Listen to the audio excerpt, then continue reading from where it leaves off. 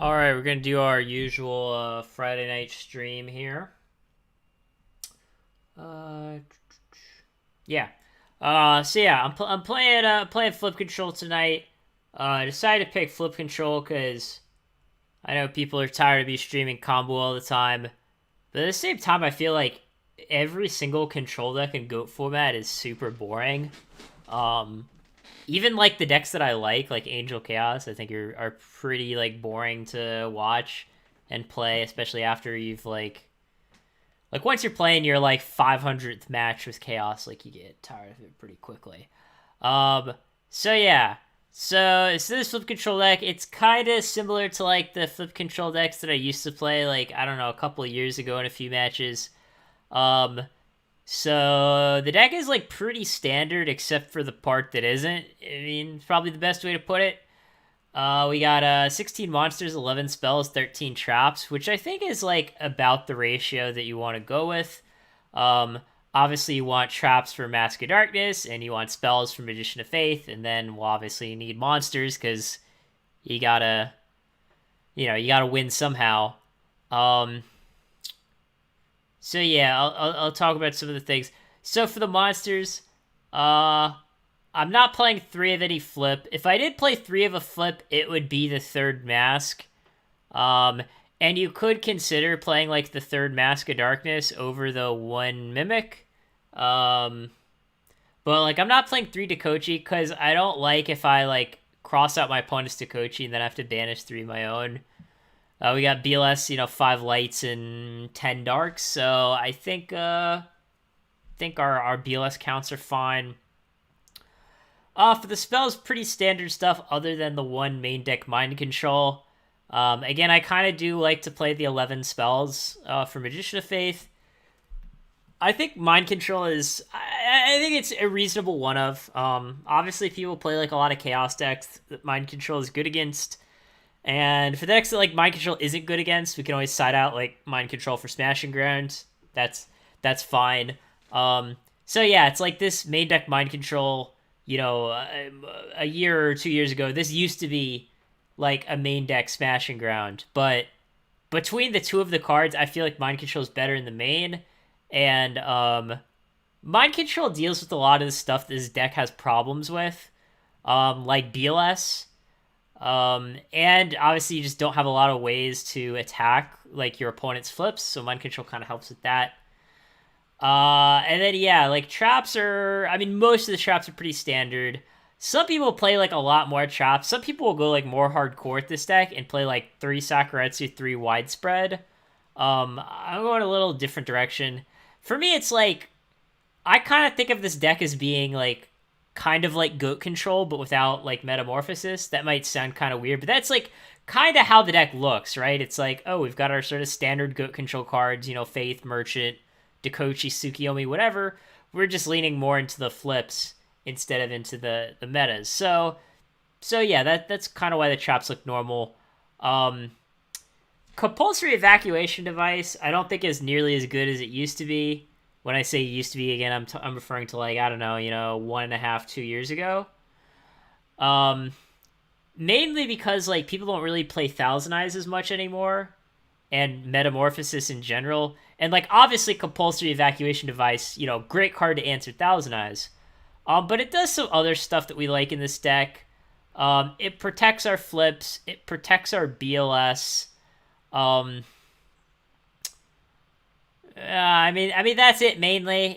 Especially for like people who are like maining or siding in mind control, having compulse to chain to mind control is kind of nice. Obviously, we can compulse our own breaker. Some of these decks don't play breaker, but I still think breaker's good enough to play. And we can compulse that as well. And then here's kind of like the weird card, which is Bottomless Shifting Sand. And I actually like tried this card. I think in like a long time ago, like 2006 or something. If I recall, not successfully. And here, like, our deck doesn't really, like, revolve around this card. Like, if we never draw it, we don't really care. But it allows you to do some pretty interesting stuff. Again, one of the things with Flip Control, and really with a lot of Tier 2 decks in general, I don't know why this is, but a lot of sort of, like, lower tier control decks have problems dealing with BLS, and this is definitely one of those. And Bottomless Shifting Sand can, kill BLS even if they never attack with it, which is pretty nice. Because if the opponent's good, they'll just go BLS, banish your face down, and never attack with it. So Bottomless Shifting Sand deals with BLS. It also deals with some other cards this deck can randomly have problems with that aren't necessarily popular but do exist. So for those, I'm referring to cards like King Dragoon, because Bottomless Shifting Sand doesn't target. So yeah, if your opponent does some King Dragoon nonsense, you can try to pick that apart with Bottomless Shifting Sand. And then it also gets rid of cards like Fiend Skull Dragon, and also even Ryu Senshi, because it's a continuous trap. So for those who don't know, you can see the card's text on the screen here, hopefully, but what it does is, during your opponent's end phase, it kills whatever has the highest attack on the field, and then during your standby phase, if you have less than 4 cards, it's destroyed. So at this deck, it's kind of like, when we want the Bottomless Shifting Sand to stay in play, we try to keep more than 4 cards in our hand, and when we want to get rid of it, potentially for our own BLS, then we can just set our entire hand to get rid of it, and then play all of our shit. So, sorry guys, I'll ask you guys questions in a sec. I just want to, finish up my explanations here. So, an interesting opening that this deck can do is, say you're going first. It's turn 1, game 1, unknown matchup, whatever. Going, set Bottomless Shifting Sand, set Dakochi is a really strong play, because, if they attack your Dakochi, you basically just go Bottomless Shifting Sand, kill their guy for free, draw a card. You obviously have, more than the 4 cards. And then, obviously, if they don't kill your Dakochi, say they just set their own monster, then you just don't activate the Bottomless Shifting Sand, flip your Dakochi, and start attacking. So, basically, it's... I don't know. I don't think the card's insane, but it can create interesting dynamics. Sometimes you can just kill a full field for free. Also, an interesting thing with Bottomless Shifting Sand is that if 2 monsters have the same attack, it kills them both. And that's kind of relevant because a lot of people play 3 Gravekeeper Spy. So if they go flip a spy, search another spy, you can go Bottomless Shifting Sand, kill both their spies, which is pretty cool. Sometimes warriors can have 2 monsters in play with the same attack, like 2 Blade Knights. Or, some aggro decks might play Blade Knight and Berserk Gorilla, and then you can kill both. Obviously, the downside is that it kills the monster in the end phase, which is after they've already attacked you. But otherwise, I think it's kind of cool. Side's a little thrown together. I find from experience in general that it's pretty hard to just come up with a perfect 15 card side deck without playing any matches, because you kind of have to know what you need. But yeah, some cards are kind of obvious. Like someone mentioned in chat, Drop Off can be a pretty good card. I really like Drop Off against combo decks, but I don't really like it against anything else, so that's why it's in the side. And kind of same thing with Magic Jammer, good against combo decks, not so great against everything else. And then we have the Smashing Ground for the decks where we want that instead of the Mind Control. We got 7 tools and Widespread for warriors. We side out our crossouts for those. And then the monsters in our side are a little weird. Morphing Jar I used to main deck, but that was when everyone played Goat Control. And Morphing Jar is the kind of card that I really like against Goat Control, but I don't really like against anything else. So as far as why Drop Off over Time Seal, the reason is because with Time Seal you basically have to wait a turn to use it. Because if you set Time Seal, say go, you can't use it in the draw phase right then. You have to wait until your next turn to use it. So that's why Drop Off over Time Seal. It basically just... It gets rid of their cards fast. It's a faster card. And since we're siding it against combo, we want the faster card. So Morphing Jar is basically for Goat Control. Azura is a card that can be good with Bottomless Shifting Sand, since it, obviously Azura gets bounced to our hands. And there's like a lot of fringe decks that Azure can be really good against, like Mimic Chaos and Monarchs. Like Spy is kind of obvious. That's just for aggro decks. Mobius is, we don't want to insta-lose to Decree. Guard can be sided in with Spy. Guard can also be sided in by itself. So if our opponent is playing Spy, like say, good example is a lot of Chaos decks, they'll main 3 Spies. We want to side in Mind Control. And when we Mind Control their Spy, we want to have something to search with it. So in that case, we can get Gravekeeper's Guard. And setting Guard can be a good card to bait their Mind Control, right? Because they just flip it and pass it back. I don't particularly like Dust Shoot in this deck.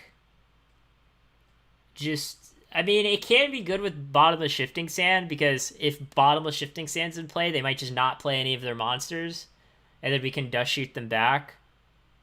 But otherwise, like, I just don't really like having potentially dead cards, because a lot of times the way the matchups can go is you go like set flip, set 4 spells or traps, they do the same thing, and then Dust Shoot is like already dead.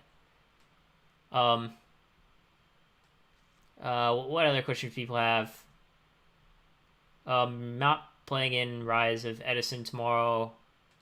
Someone asked, can this deck not support a tribute? I mean, you could play a tribute, but there's not really any tribute you would want to play unless I'm missing something here. You could play Zaborg, I guess, but it's like, I don't know. I think you just kind of want to, like, be, dedicated to the flip cause. Plus, like, playing a big tribute monster is kind of, like, not great with Bottomless Shifting Sand. And then, yeah, as far as why the one Mimic, I did say, you could play Mimic over Mask of Darkness. Or sorry, other way around, I meant. You could play the 3rd Mask over the Mimic. But yeah, it's like I kind of wanted a 16th monster. I tell you, one card that I really wish was in the format for this deck is Skalango. Like, if Skalango is in the format, I would love to play that over Mimic and Merchant, actually. And yeah, as far as, like, Chaos Sorcerer, like, we don't really need Chaos Sorcerer. In fact, like, some of these decks, like, don't even play BLS. I think that goes a little too far. You could play the list that plays, like, Thunder Dragon, Night Assailant, and Chaos Sorcerer. But to me, that gets, like, a little far away from the point of the deck.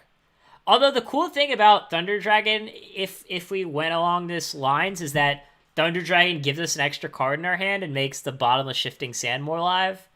But if we added, like, a Sork, 2 Night Assailants, and 3 Thunder Dragons, you have to cut, like, 1,000 cards, and I don't know how we'd do that. And yeah, as far as goat control, I've been saying for a while, like, I had, like, a whole video on this where I was talking about how, like, goat control is definitely underplayed now. And I still think it is. Like, I think if like all the good players like tried to like make goat control like more modern and more suited for the meta, I think goat control would be like a legitimate deck again. It's definitely like a little lower on like the power scale than other decks, but it's definitely viable. Chaos Command Magician. Chaos Command Magician. Like, I would never play this card in ladder because, like, there's just way too many decks that people play in ladder that Chaos Command Magician doesn't do anything against. But in a tournament setting, I think it can be pretty decent if you're expecting, like, a lot of chaos. Although this is, like, another card where you can just lose to BLS because they just summon BLS, attack over it. But if you've got, like, Chaos Command Magician plus Sakuretsu Armor, that's pretty hard for, like, most Chaos decks to really deal with. Because obviously it stops Chaos Sorcerer, stops Night Assailant, stops Tsukiyomi. That's a lot of cards. So yeah, I definitely don't think Goat Control is like the best deck, but at the same time, I think it's pretty underplayed. Yeah, I mean it does stop Nudora. I mean it doesn't stop like Cyberjar, but like that's like about it really.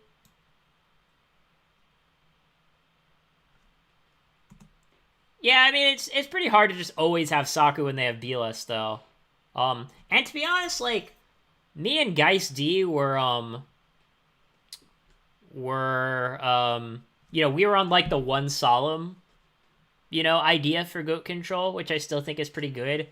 And I think the Chaos Command Magician deck, I think that'd be another candidate to play one or maybe even more Solemns. Because like Chaos Command Magician with like a bunch of Solemn set seems like kind of broken.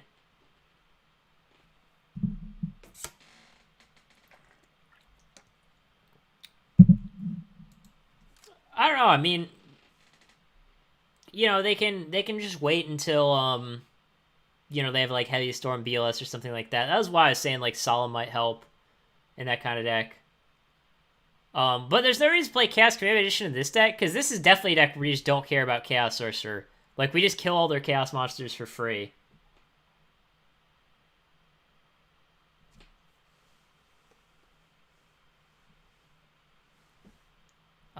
But yeah, I mean, I'm not sure if like Goat Control should play like Chaos Command Magician or Zaborg. I think both cards are really good against Chaos. They're just good in different ways. Yeah, I mean, Zaborg, that's been like one of the cards that I've been talking highly of in Goat format for a while. I think Zaborg is really strong in this meta. Just in general, I mean, it can be kind of hard to like find a deck that Zaborg is good in. But I mean, I think whatever that guy's name is, the Chaos Command Magician guy, I think his list is good. I also think Geist D's list is good. Yeah, I mean, Chaos Command Magician's level 6, Zaborg is level 5.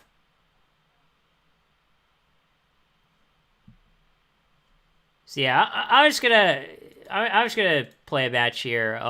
You guys can feel free to keep the questions coming, but I would like to play a match.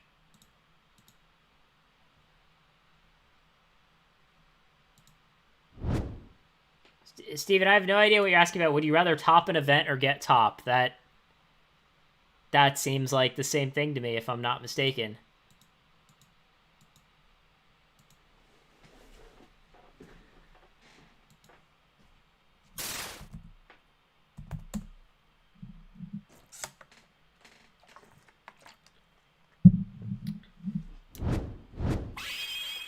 Yeah, so we're going second. This is definitely the kind of deck where you'd much rather be going first, right?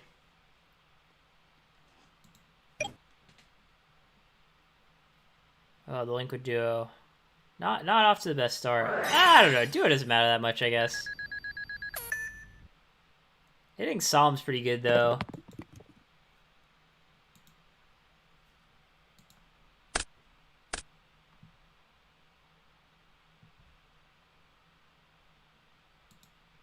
Duo also makes Bottomless Shifting Sand a lot worse, which of course we just drew into. So yeah, now things get kind of weird. Yeah. I didn't talk about that, like, in discussing the deck, but Duo does make Bottomless Shifting Sand a lot worse.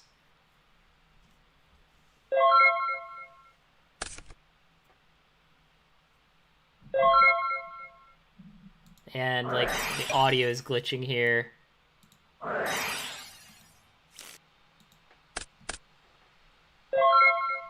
Luckily, our punch is doing nothing, which is pretty helpful. I definitely like it when people do nothing.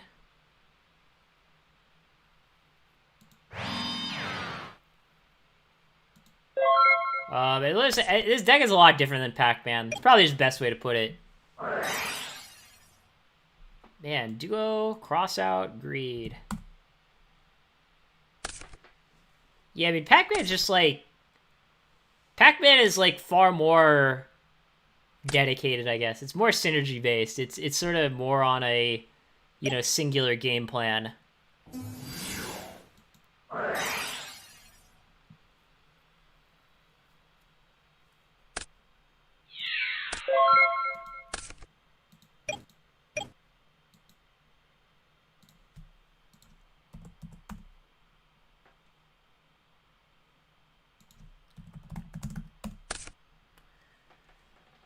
Uh...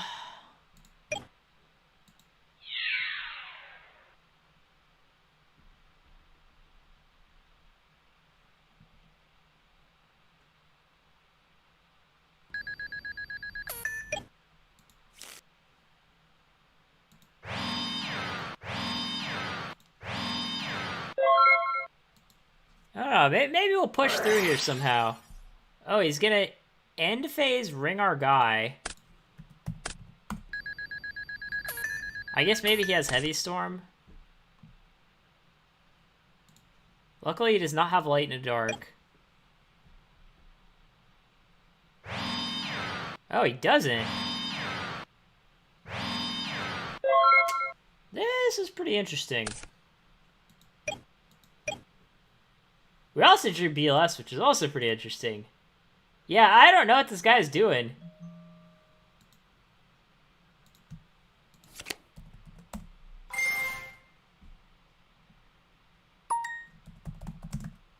Oh yeah, this Mills. It's not a Dekochi. I was getting ready to like draw a card there for a sec. Oh, now we have a Light in the Dark. And we have Crossout.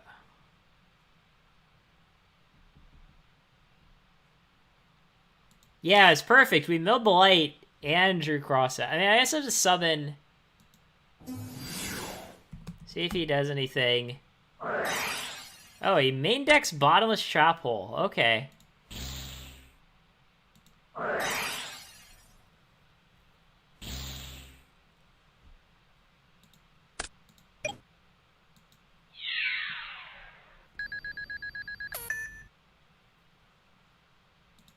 Yeah, I still don't even know what deck our opponent is on. Blade Knight, Tsukiyomi? I don't know.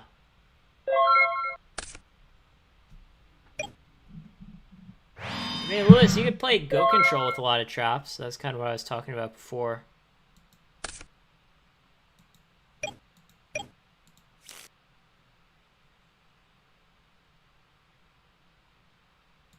Yeah, let us say go here.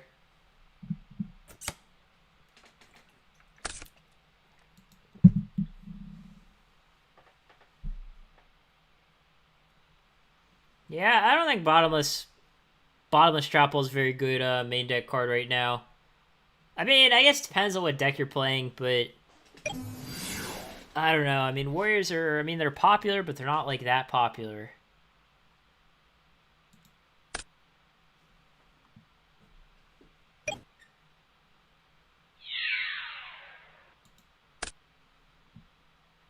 Yeah, Warriors definitely do play a few low attack monsters. That is true.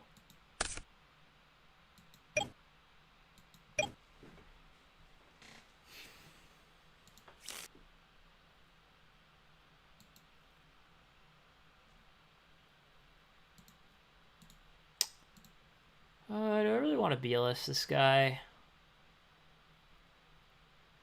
Yeah, it is awkward. We play like two Bottomless Shifting Sand. We drew them both. And the card sucks ass in multiples. Yeah, we probably just have to BLS this guy.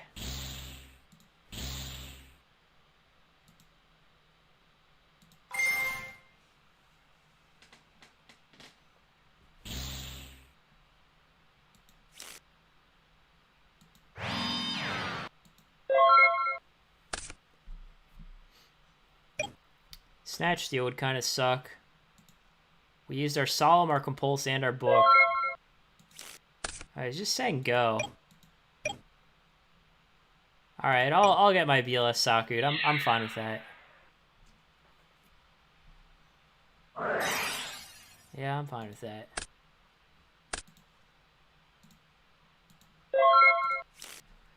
I don't know, I mean, as long as our opponent doesn't really play monsters, I think we're in pretty good shape. Oh, that's pretty annoying one. That was like the one monster I didn't want to see.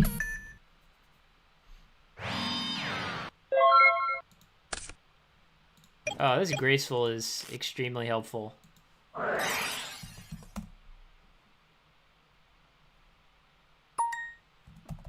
I mean, Mystic Swordsman level 2 is kind of a big one that Warrior decks play.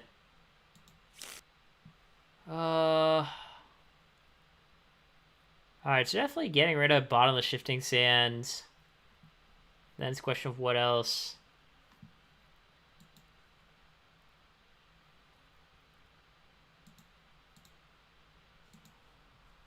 Yeah, I definitely think we want to keep Mask of Darkness.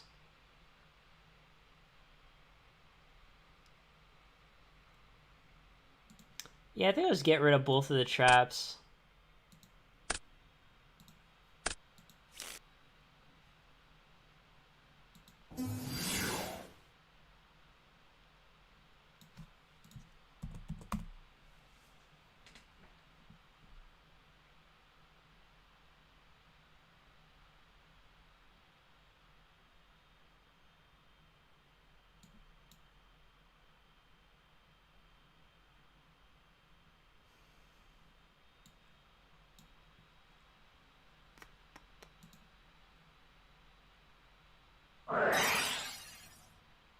Oh, he's just gonna book our guy. Okay, I'm fine with that.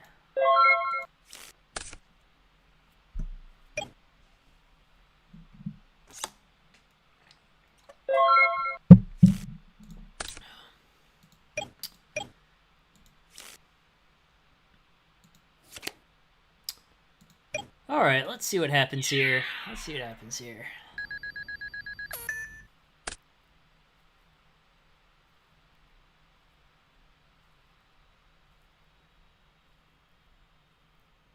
I don't know, so far it just seems like it's probably like goat control. Goat control with Blade Knight and Hand of Nephthys, apparently.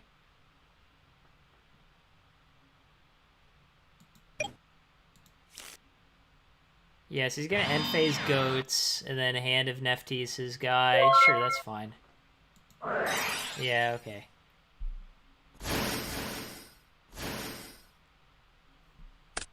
Yeah, I mean, if you have no monsters, Bottomless Shifting Sand can clear a field full of goats.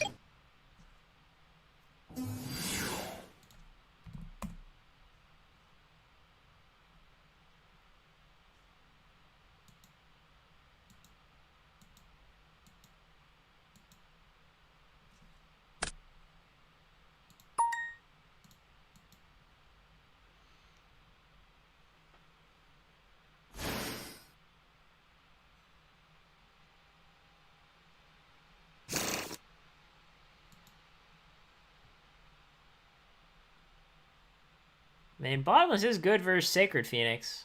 I'll give you that to whoever is advocating Bottomless. But unless our opponent has like a meta or a cross out,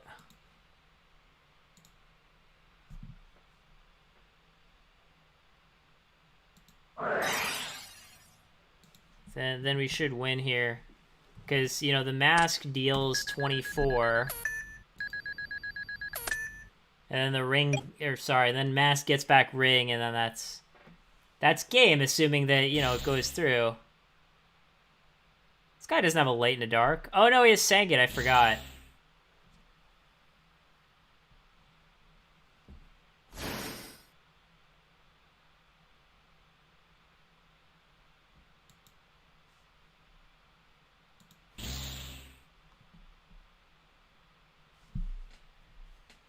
Yeah, we might actually lose now, just because our deck can't deal with Phoenix very well. If the mask lived, it would have been game.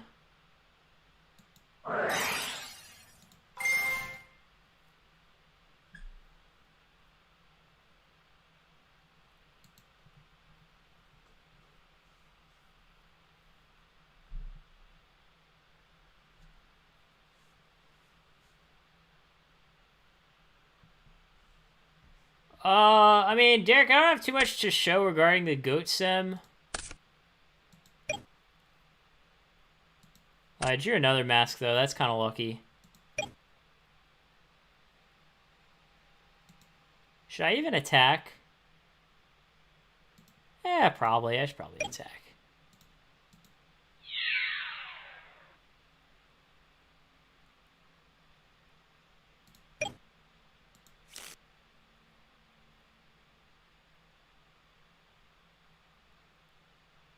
No, I actually probably should have turned my guy to defense. I don't know. It might have been my bad. I don't know. We'll see what he does. We might win, we might lose. It's hard to say.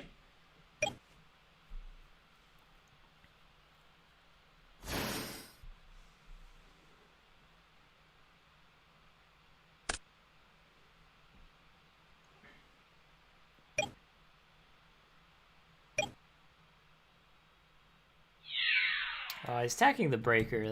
I actually would have preferred that he attacked the mask. Because now the problem is we can ring for a draw, but we can't ring for a win. Not immediately, at least. We might be able to ring for a win later.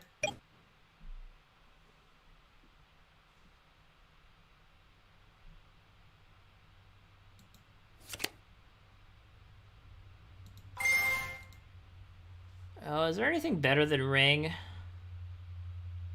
Yeah, probably not.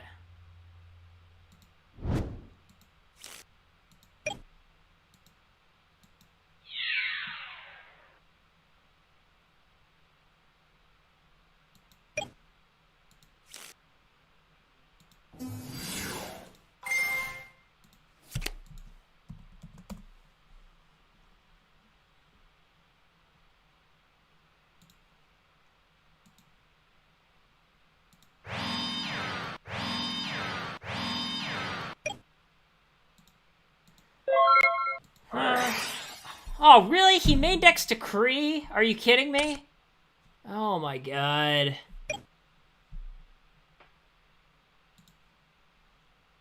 Like, every turn he just has, like, the only thing. Yeah, he has end phase Decree into Morphing Jar attack for game. That's pretty ridiculous.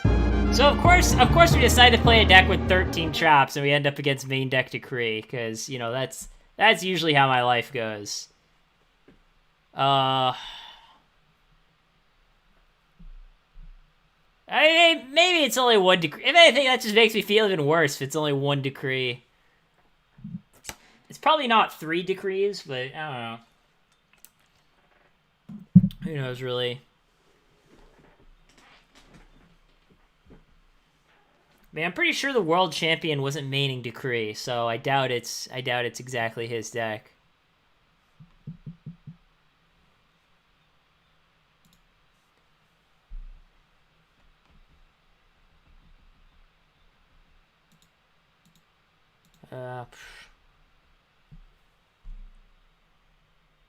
Yeah, I mean, Bottomless Shifting Sand isn't that great against Phoenix. Man, like, all of our cards are just bad against him. Like, Bottomless Shifting Sand isn't that great. Mind Control isn't that great. I mean, Compulse is good against Phoenix, I guess. So we got that going for us.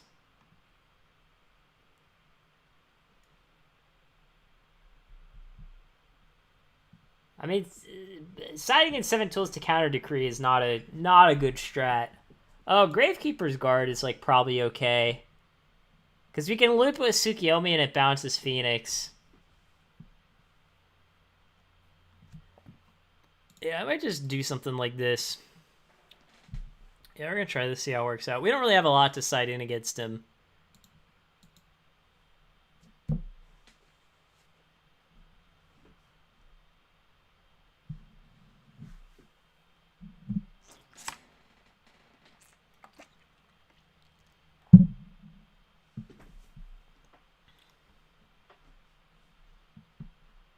Oh, if he brings in Skill Drain against me, that's fine.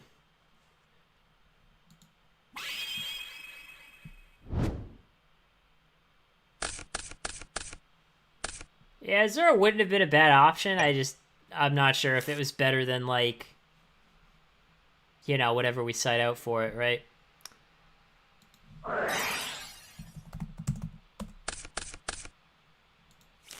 We're off to a pretty good start, though.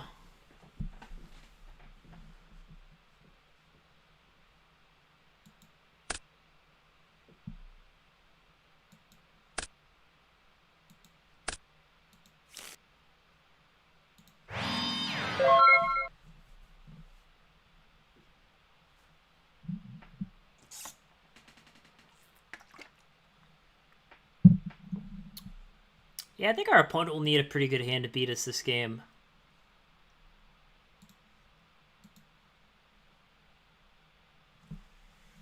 I've already got a light and dark for BLS in case we draw into that.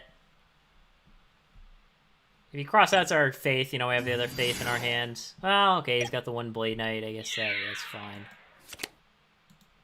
We got heavy Tsukiyomi to kill it, so...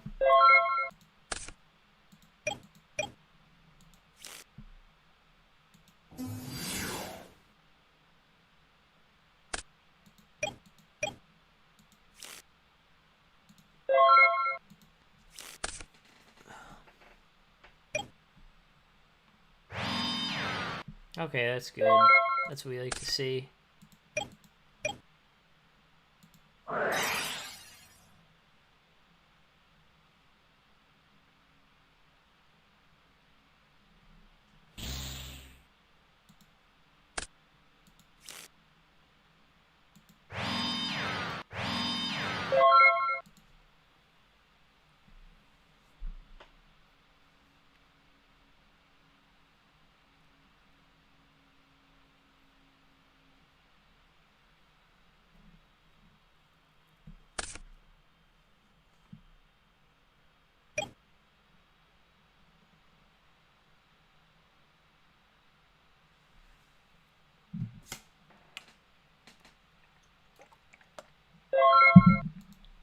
Alright, he's just passing. I'd certainly hope we'd be able to beat that.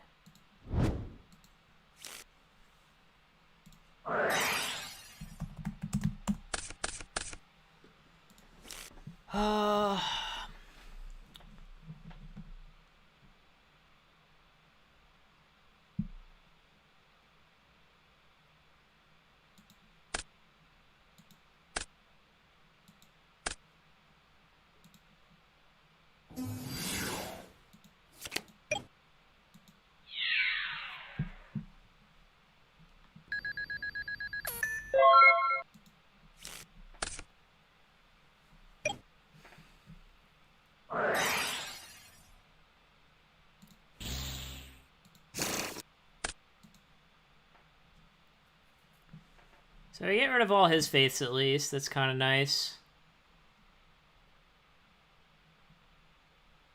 Just one less thing that we have to worry about. Oh, I guess he has the second one in his hand. That's probably it right there.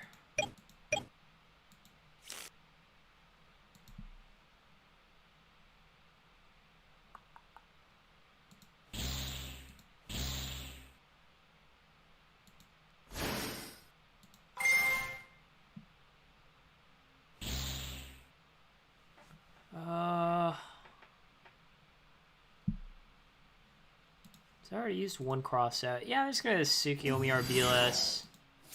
So I already used cross out, then we don't have to worry about snatch, and we get to attack for 11. Sure, I guess we'll set Solemn.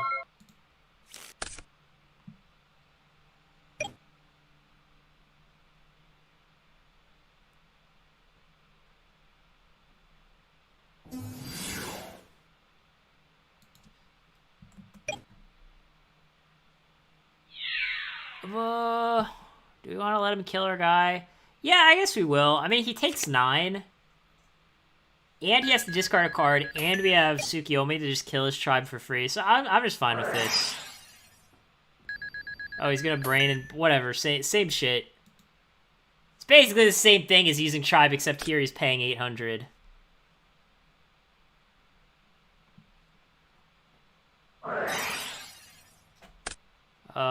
That is fine as well. Yeah, I mean, we don't really care about Gatling Dragon.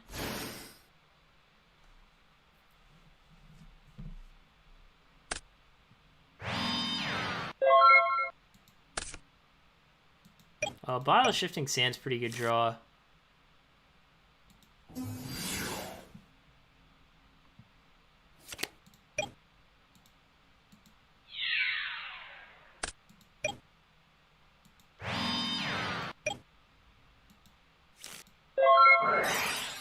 Yeah, we're gonna Solemn that.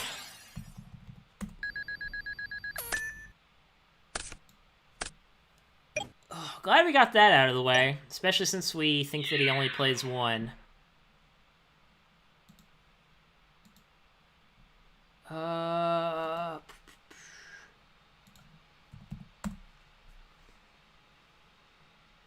Just thinking if we're supposed to take this damage and bottomless shifting sand. Problem is we could get ringed. If we take this damage, we could get ringed. Yeah, what is Saku's guy?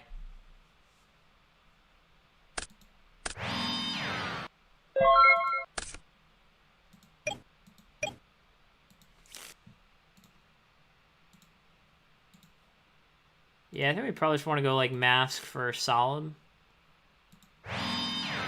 That's probably our win con this game.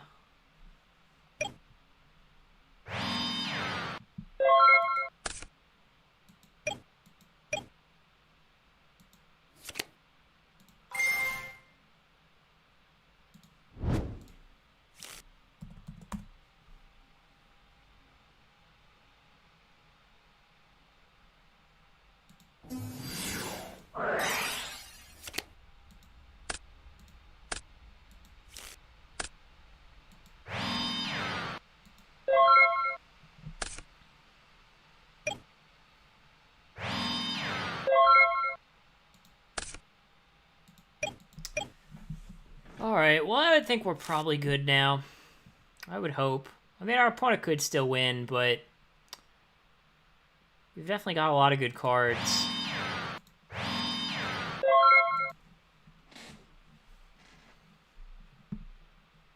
I don't know, maybe guard isn't that great in this matchup. It's kind of hard to say.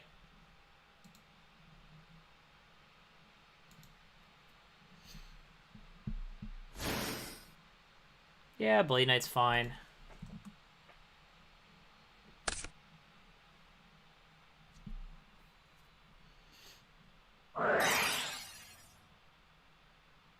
Yeah, that's also fine, I guess.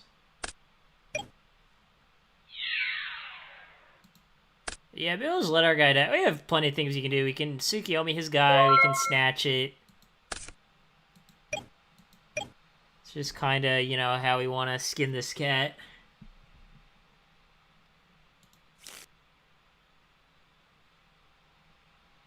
Yeah, I think, well... He's already used Torrential. He's already used Decree.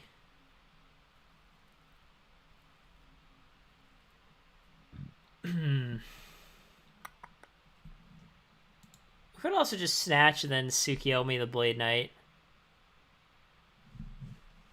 I'm trying to think. Yeah, I mean, there's no way we could attack for game. Not this turn, at least.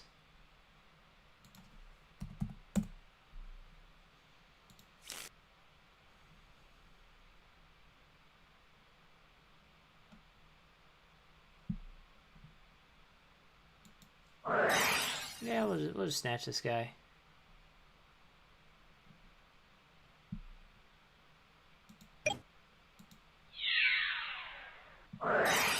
Okay, that's fine. That's totally fine. We get a 2-for-1.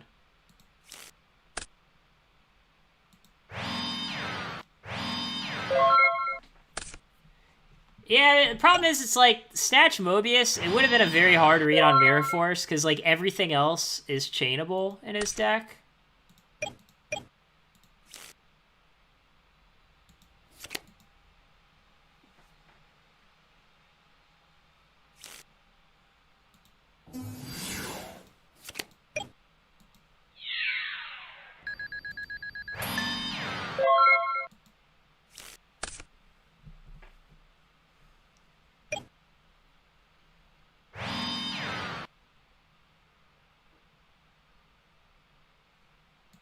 And then yeah, now Mirror and Torrential both gone, which is pretty nice for us, I think.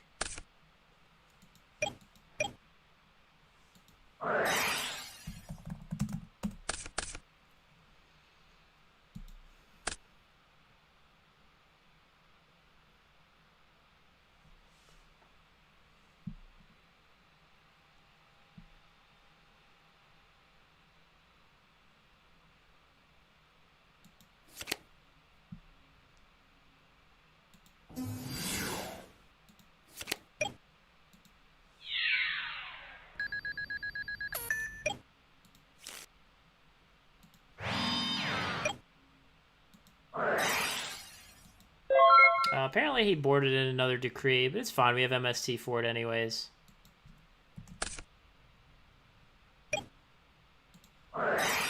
Yeah, we'll just do this and draw. Just because if he has Heavy Storm or something, we want to be able to Solemn.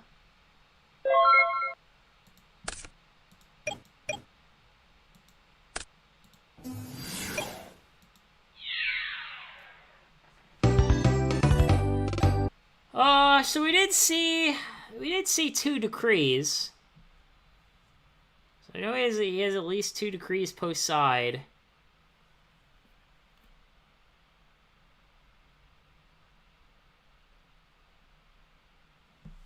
I mean, we could just bring in like more Mobius and bring in the spies as well. I mean, Spy does deal with Blade Knight.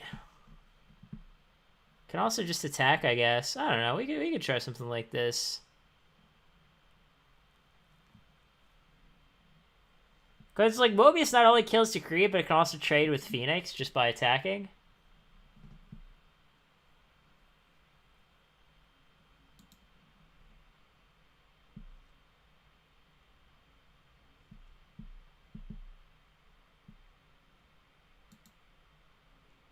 I mean, Phoenix shouldn't be too big of a concern. We do have a fair number of outs to Phoenix. Like, we can go Tsukiyomi Cross out. That deals with Phoenix. DD Warrior Lady deals with Phoenix.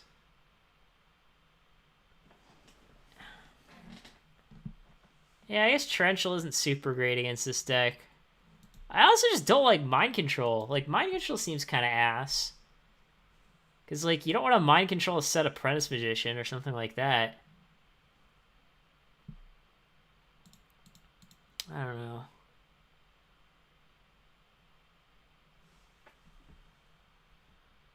Maybe just Mind Control for Mobius. Just go all in on Mobius here. Yeah, main concern is Decree. Main concern is Decree.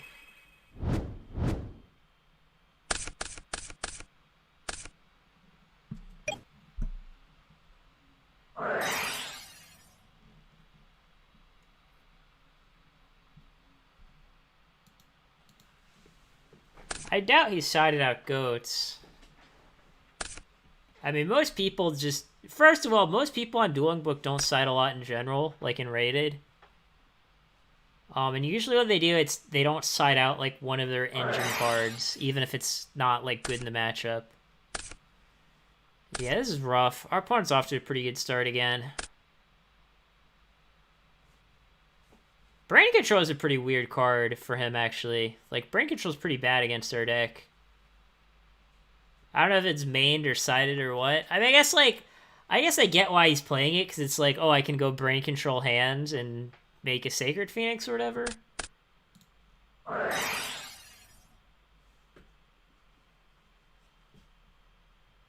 I don't really care about Rhoda. I mean, you can go Rhoda into Marauding Captain into hand into Phoenix, but I don't think this deck plays Marauding Captain, right? That's not a warrior. What is this guy doing? He's trying to Rhoda for Hand of Nefties. Yeah, if I Hand of Nefties, I can search it with Apprentice Magician, and I can search it with Rhoda. It's a warrior and a spellcaster.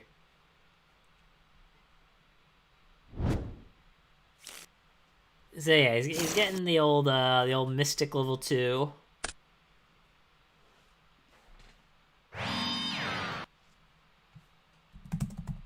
Yes, he's got Mystic level 2, and like that's it basically.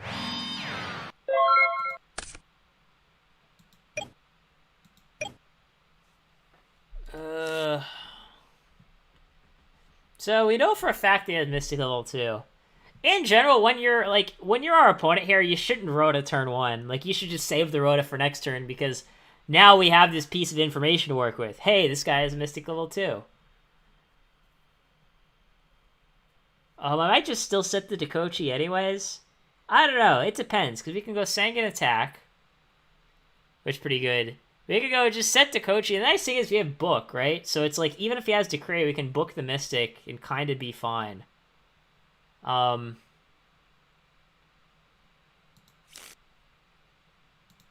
So yeah, I think we'll just YOLO it here. Yeah, I mean, Sagan's pretty strong, but yeah, we kind of also want to bait out the Mystic. Plus, it's like, if he has Decree, we kind of want to, like, start drawing some cards so we can out this Decree. Like, if one of the top 2 cards of our deck is a Mobius, we just blow him the fuck out. I mean, he's got the cross out, which is kind of unfortunate for us. But, I mean, it's not the end of the world, because we can still go Sagan and attack the Mystic anyways, and it's like, now we know it's gone, right? So, I mean, I think either way it was probably going to work out to be, like, kind of the same thing. Oh, now we've got MST, which is pretty good. Yeah, I mean, I think we'll do okay. I mean, we're definitely behind just because our opponent started off pot graceful, but other than that, I think we're doing okay.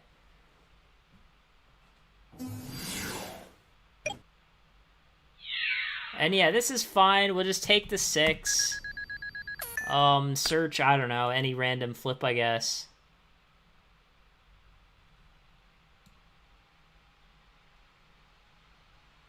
Yeah, we can't get to Kochi. That's probably what I would get. What do we have? We have Book. I might just get Magician of Faith.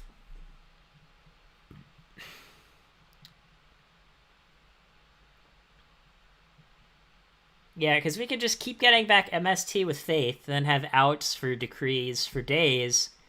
And then once we get back MST, then we can get back Book. Yeah, Faith seems like a pretty good choice. And if it dies, it's a light for BLS.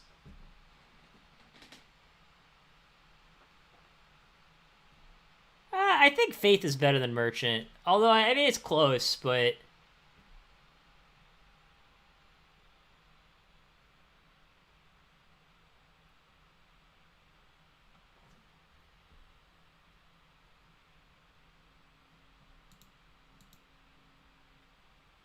But yeah, I mean, we'll just go Tsukiyomi, attack the Blade Knight.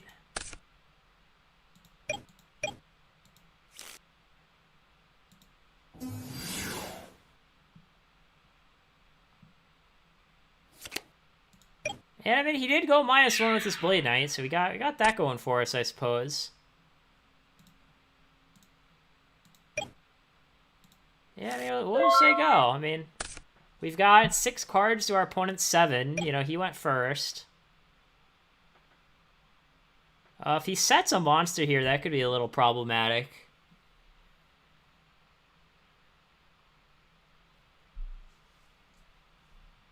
Is he just going to play BLS? Is that what's going on? He's acting like it. He looked at his grave.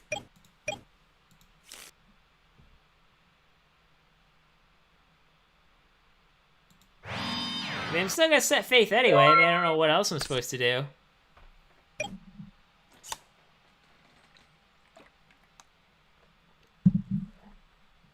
I mean, if he doesn't have BLS, I think we're in a really good position. If he does have BLS, it's going to be a little harder.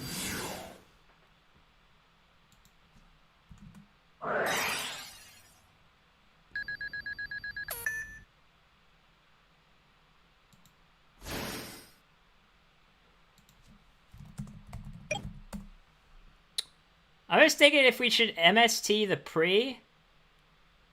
No, I guess we... Yeah, we probably just want to Saku the Mystic, and then chain MST on the Decree.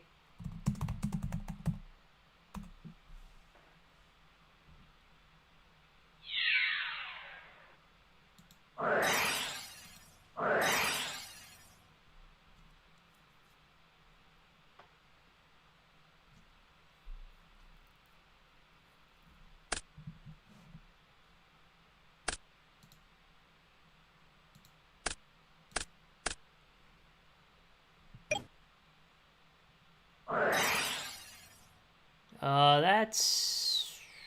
Well... No, I'll just Compulse. No reason not to.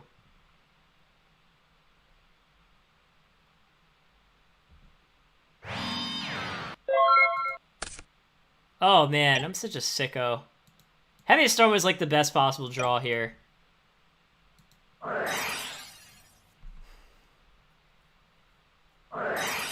Yeah, whatever. He can play Scapegoat. I don't really care. Like, yeah, I figured one's a goat, but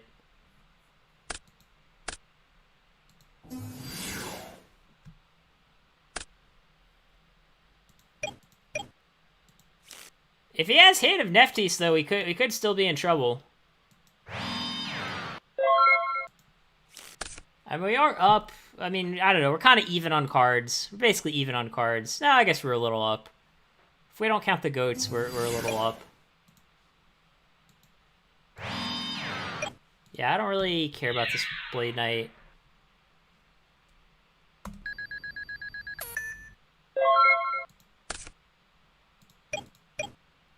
Well, I guess I'll activate Pot of Greed.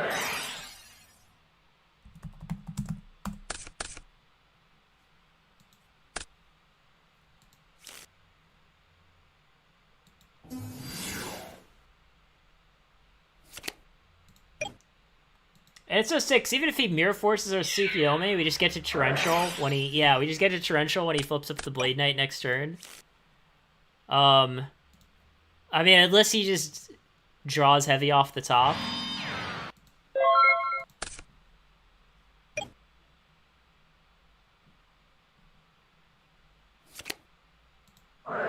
And it's like, now we get rid of the goats, so we don't have to worry about the hand for Sacred Phoenix. Yeah, we're just, like, super ahead now.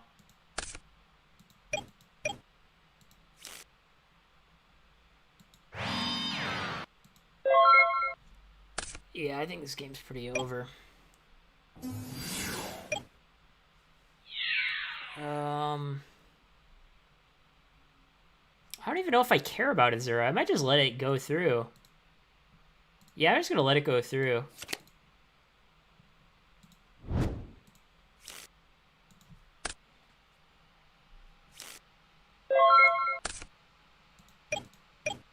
Yeah, now we're gonna have like a bunch of back rows of Solemn. I don't know how he's gonna win. I don't even think I want a Graceful yet. Well, maybe I do. We're not gonna need this Mobius, are we? Yeah, we're not gonna need this Mobius. We have at least one card that we can discard to Graceful already.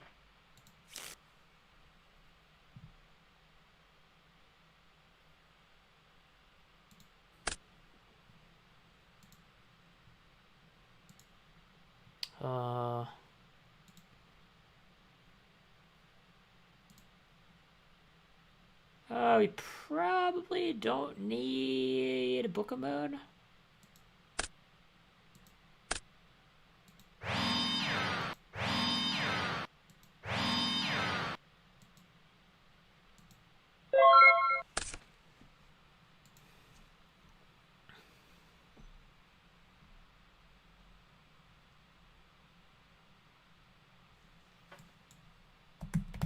So yeah, he has Azura and 3 mystery cards.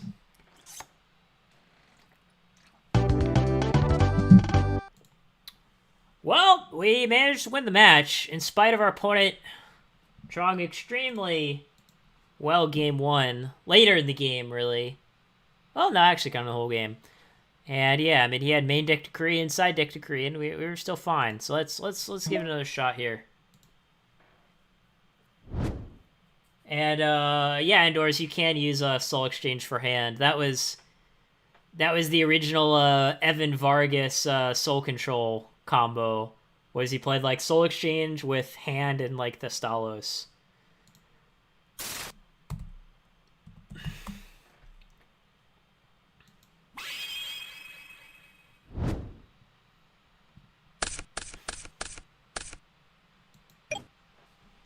This is an interesting hand.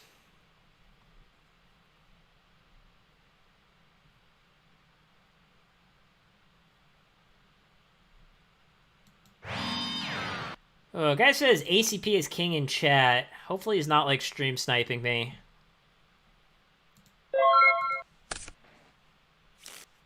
Never a good sign when people in chat say that I'm king. Never a good sign.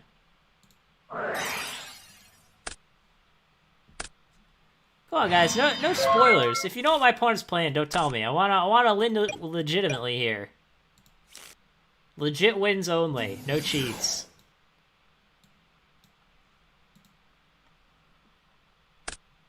Embodiment of Apopus. Okay, we're up against a spicy one.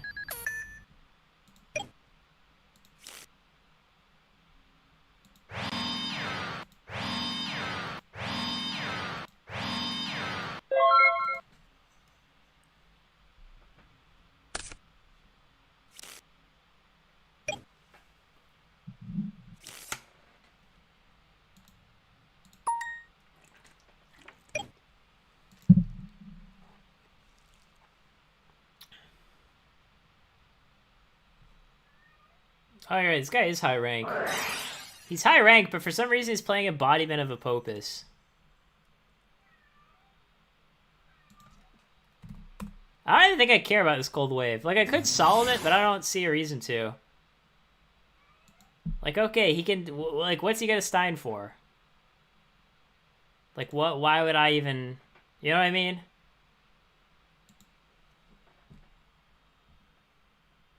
I'm having an average day, Travis. It is average. Not particularly good, not particularly bad.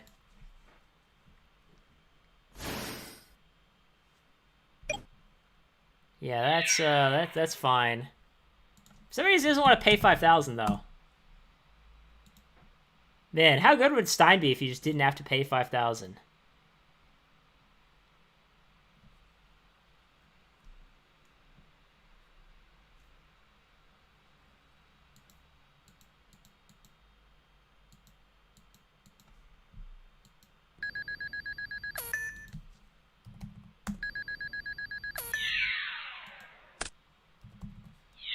Yeah, like, I don't see, like, how good this Cold Wave is.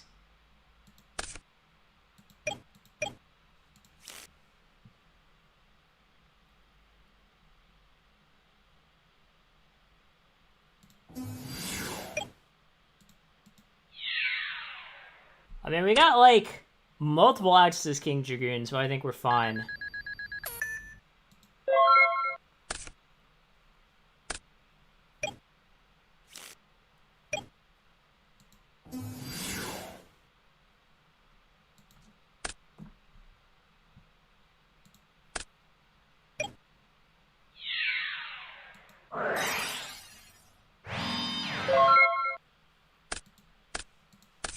And yeah, this is one of the decks where Bottomless Shifting Sand's pretty strong, because...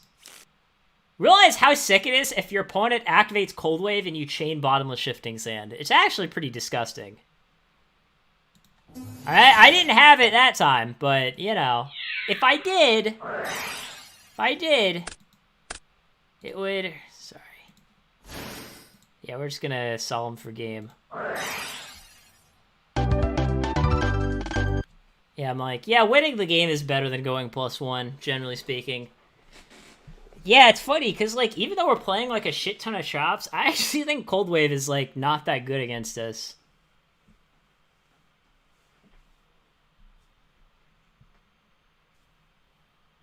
Problem is we just didn't see anything other than Cold Wave Stein. Doesn't really give us a lot of info. I mean, maybe this is kind of deck we want to drop off. I don't know. Maybe Magic Jammer? Maybe probably don't want Mind Control. Oh no, Smashing Ground's definitely better than Mind Control. Because Smashing Ground kills King Dragoon. That's pretty important. Yeah, let's try that, see how it goes. Oh no, we definitely... Widespread's better than Saku against this guy. Because he plays King Dragoon. So yeah, post-board, we've actually got, like, a million outs to King Dragoon.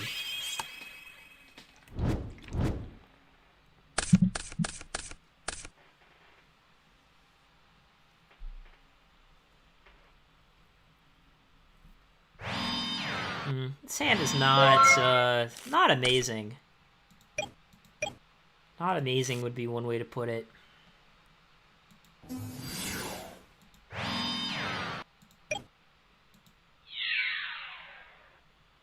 Drop off is for combo, which, I don't know, this deck is like kind of combo.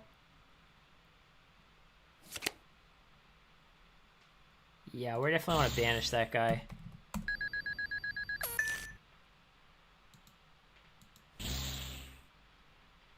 It's weird, he's playing Golem Sentry and bottom end of Hopus Stein Cold Wave. Very strange, very strange.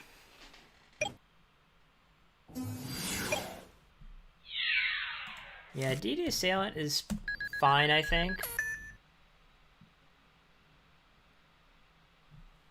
Yeah, we are all the way down to 6,000. We could lose to Cyberstein soon.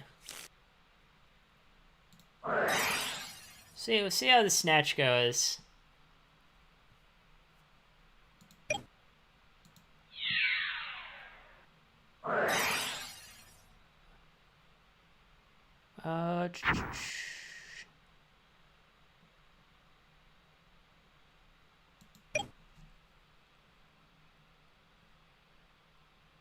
Uh,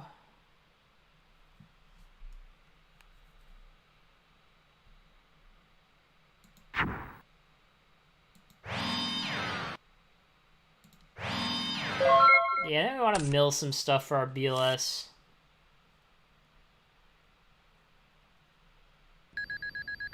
Oh yeah, you're right. Bottomless Shifting Sand is a trigger.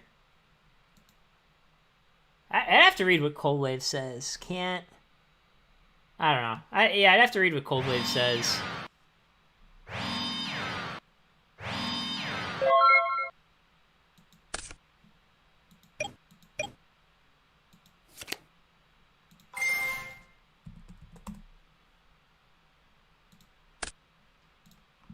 Book is kind of good.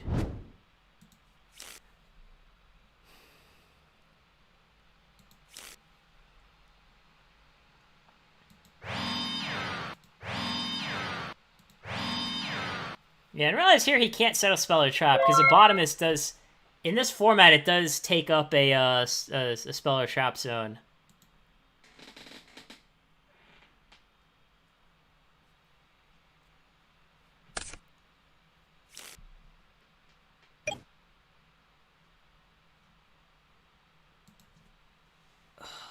Things could get out of hand here with Snatch Steal. Because, like, if he goes to 11,000... If he goes to 11,000, he can Stein twice.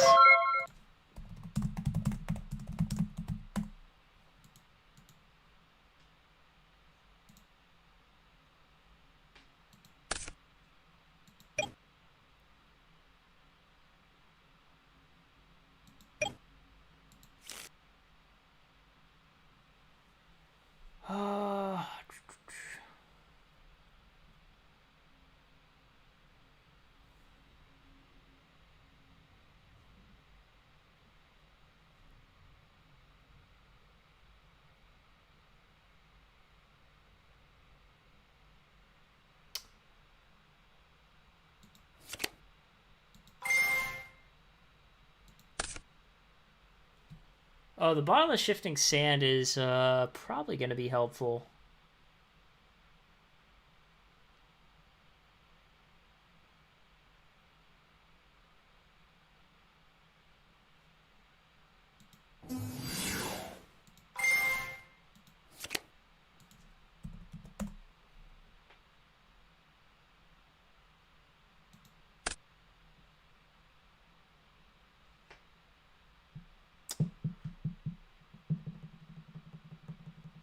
Yeah, I mean, I guess we'll find out what this monster is.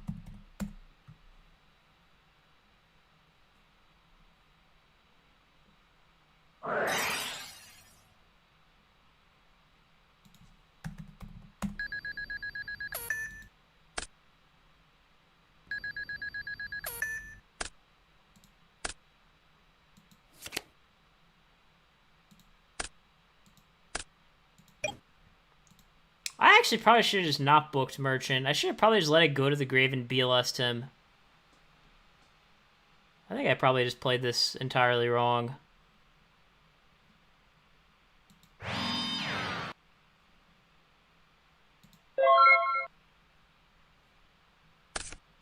Because, like, now if this monster is Golem Sentry, we're just kind of boned.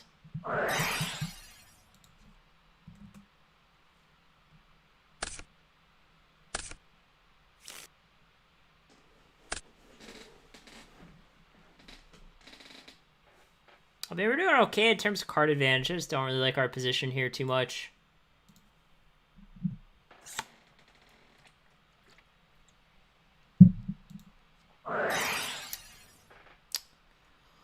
Well, I guess we're going to solve that. Everyone's got Decree today.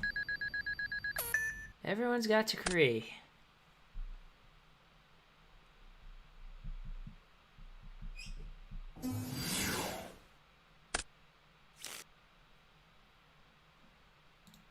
Yeah, he's got Decree, Mobius. Those are all pretty good cards.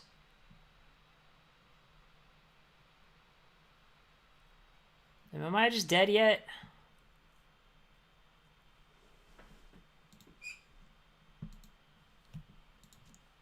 I mean, Mobius definitely makes sense. I mean, he's playing Cold Wave, so obviously he's playing Mobius too.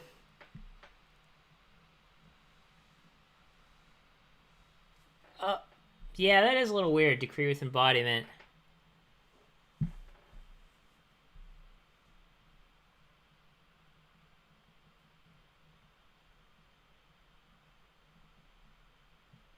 Yeah, it is have to get through a sale on BLS, but the thing is like being at 2450 to 8900 is like, I mean, it's kind of big, you know what I mean?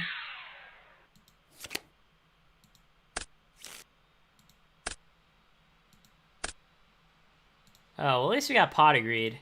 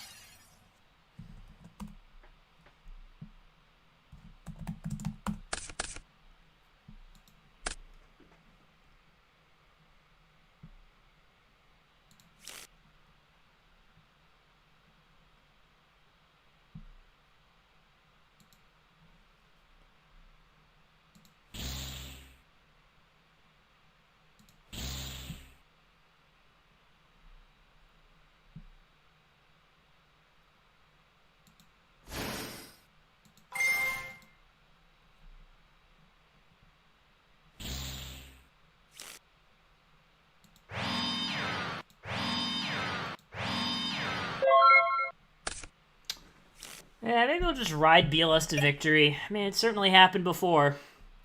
I still think we're favored, though. Unless our opponent just has, like, a bunch of really shitty cards.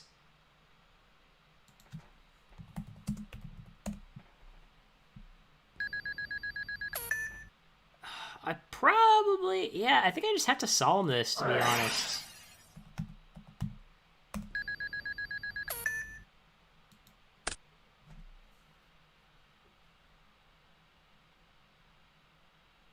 Because if he just goes BLS, banish itself, we don't really have a way to get over this Giant Rat.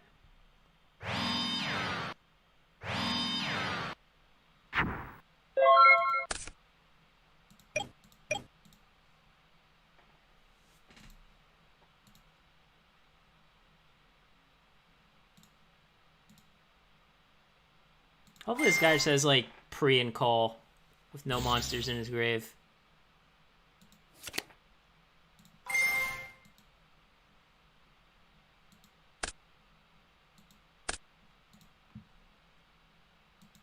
I guess MST is pretty good in case he has, like, I don't know, another Decree.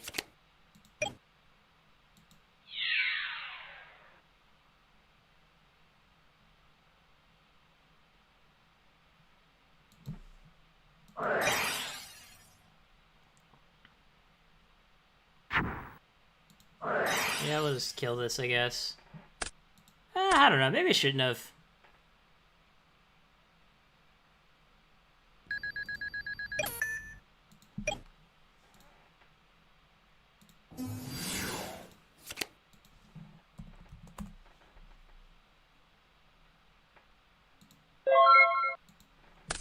Alright. If he doesn't do anything this turn, I think we probably win. Oh, now he just goes Stein for game. His card in hand is Stein. That's pretty good.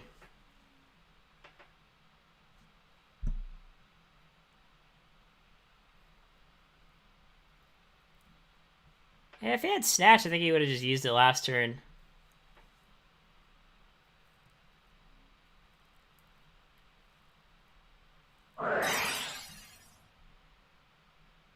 Okay, I guess not.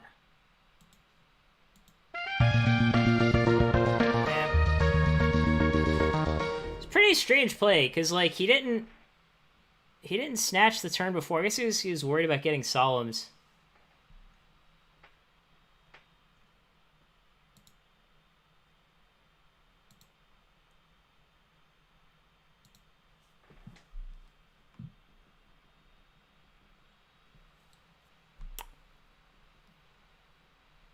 So yeah, I mean Golem Sentry is pretty good. Like Rat and Golem Sentry, you know, Rat to search Golem Sentry, that's pretty good.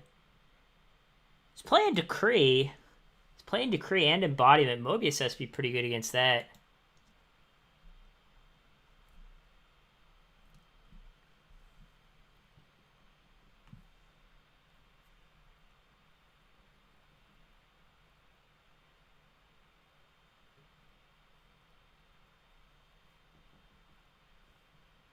Yeah, probably want some number of Mobius.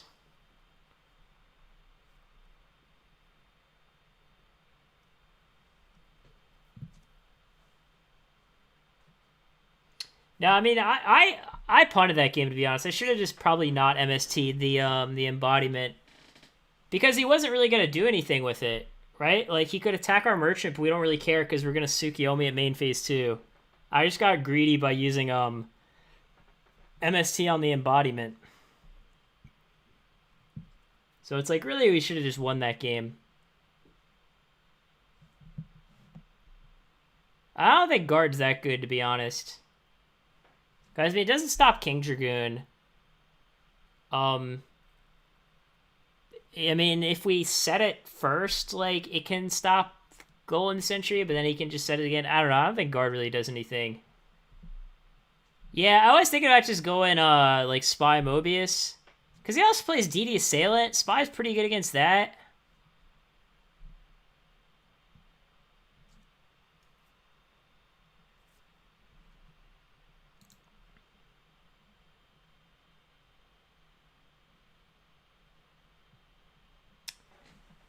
Yeah, it's like I'm mainly concerned about, like, Golem Sentry, to be honest. Just, like, shit like that.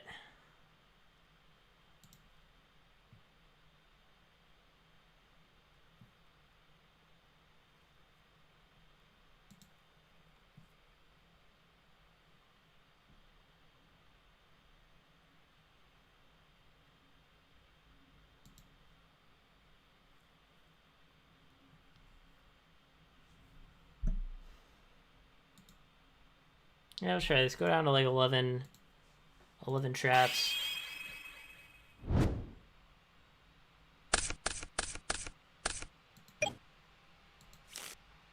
We like this hand.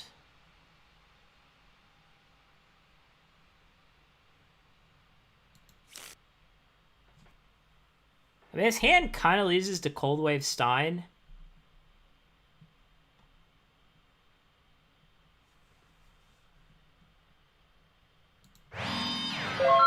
But other than that, I think we're fine.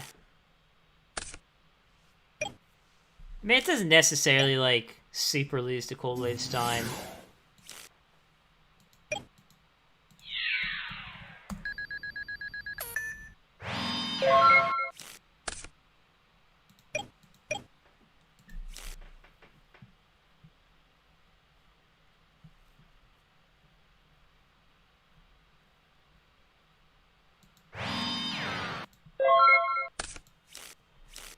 Our hand isn't that great.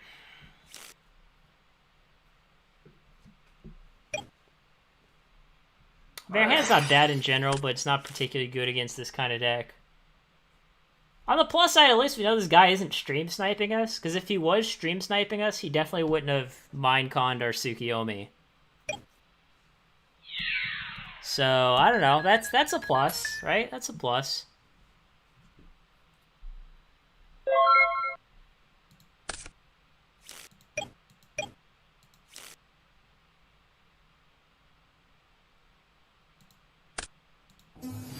Yeah, I mean, this seems like the play. I mean, you can't get Stein here.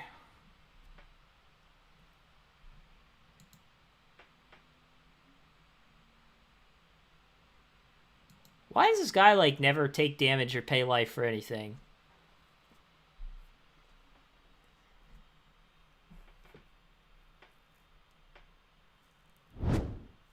Okay, we're definitely fine with Exiled Force.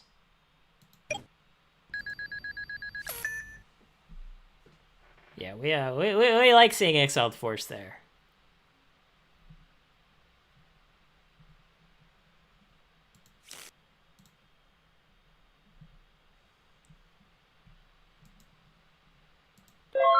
I don't know. Well, let's see how it goes.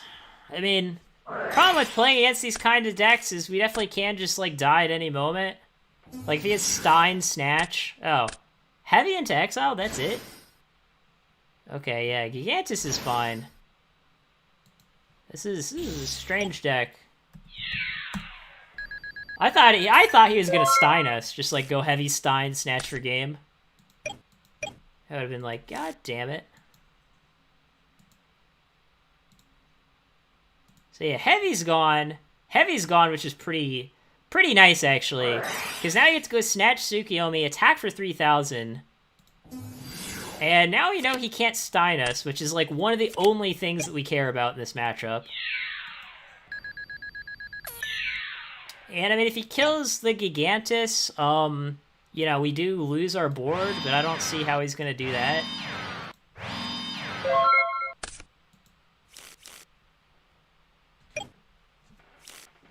Travis, I know you're being sarcastic, but there are people who legitimately think that life, like, doesn't matter in GOAT format for some reason. Like, yeah, life points, who needs those?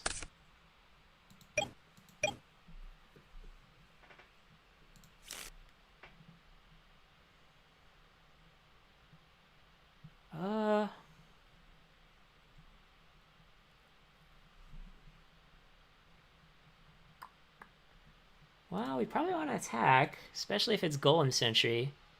Oh, you know what would be nice if this was DD Assailant? Just banish both the guys. I would love that.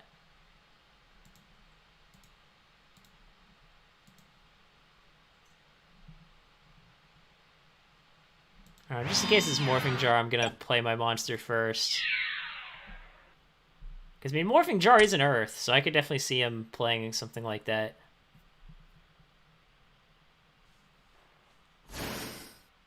Oh, he's getting Lily. I thought he would get Golem Sentry. I thought he'd get back Golem Sentry, bounces Gigantus back, and resummon it. Oh, I guess he wants to attack over it, that's why. I don't know, I still think getting Golem Sentry would just be better.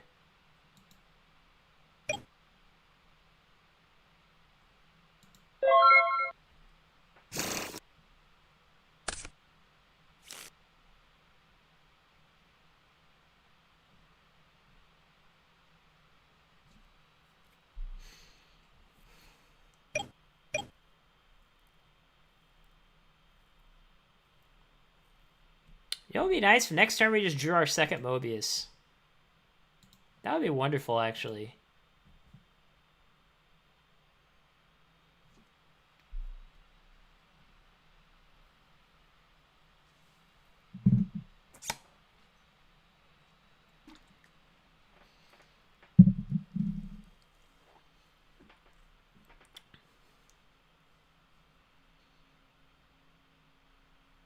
Yeah, I know I've gotten down to at least 13. I might have even gotten down to 7.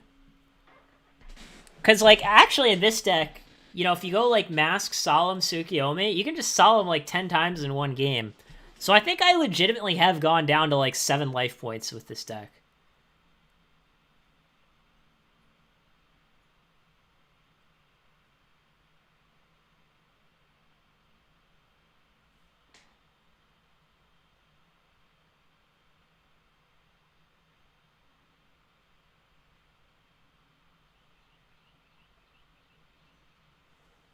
What are those guys thinking about here?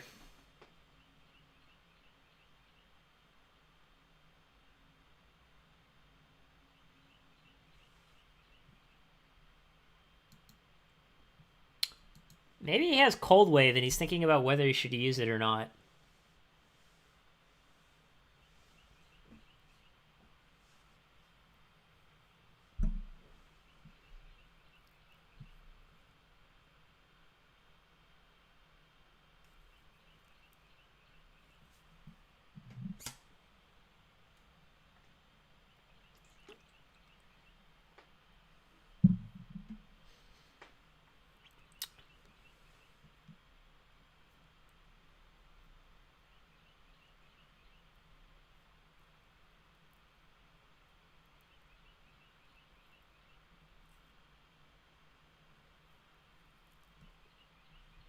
Maybe he's thinking about whether to play Mobius or not.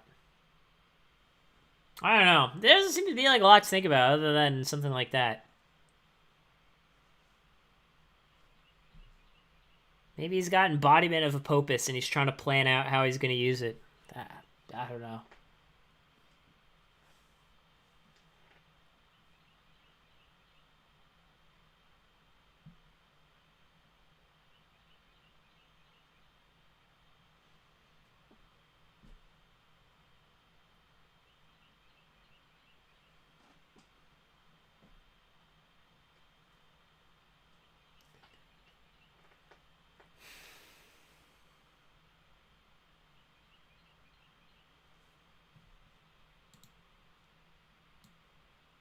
Yeah, like how long has this guy been thinking?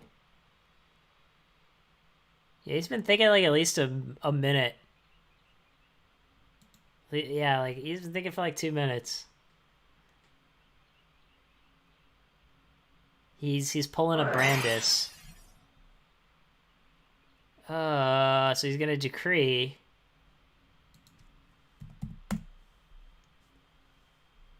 Decree's a pretty good card.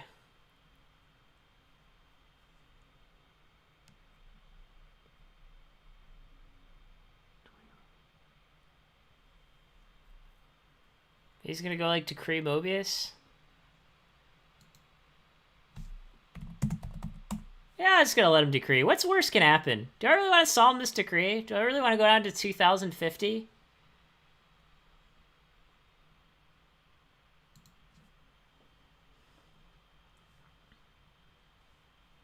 Yeah, I mean, if he has Lily attack, he goes down to 16. So, like, I don't know. I mean, it's gonna be a close game either way, I think.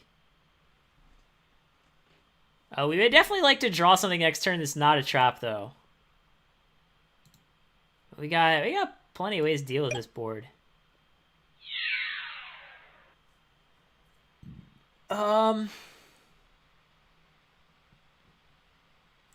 See, I think we probably just want to book our guy here.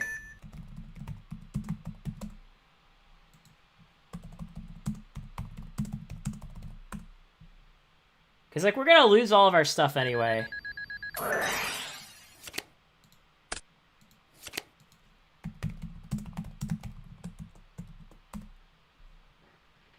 Basically, I'm doing this so we don't take 1,500.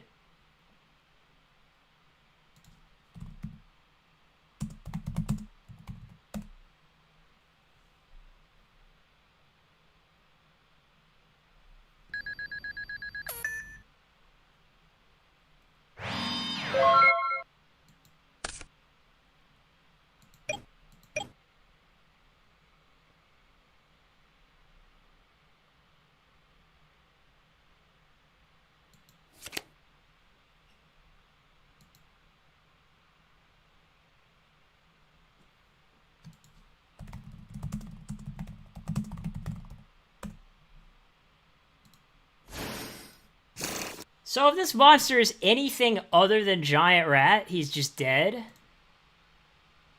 But he's already used a Giant Rat. So let's see, we can go Spy, attack Lily. If he pays 2,000, he's just dead. So he just can't pay the 2,000.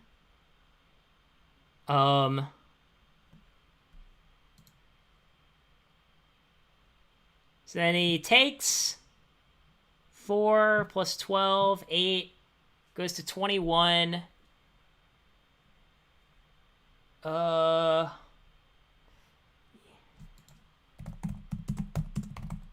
if this is like anything other than like Giant Rat or Mystic Tomato or something like that, he's just dead.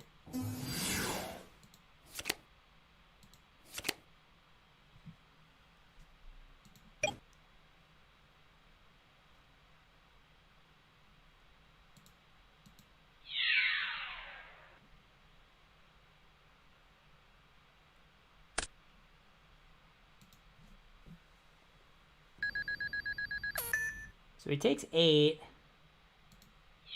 And we attack here.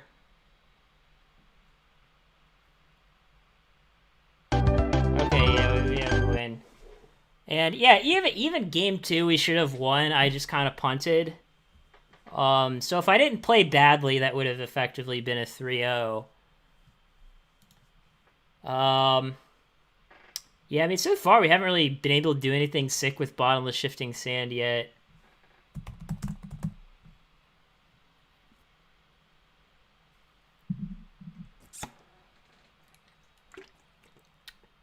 And then, yeah, I mean, yeah, so Cold Wave would not stop Bottomless Shifting Sand. Because, right? Oh, no, because Cold Wave stops a Royal Oppression that's already face up. So, yeah, I guess, at least in current format, Cold Wave would stop Bottomless Shifting Sand. I'm not sure how they would have ruled it in GOAT format. I don't know. I'll have to look it up. It's kind of an obscure ruling.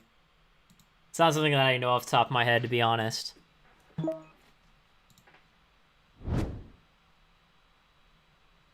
yeah, I like how game 1 my opponent just went like Cold Wave Stein and just still easily lost.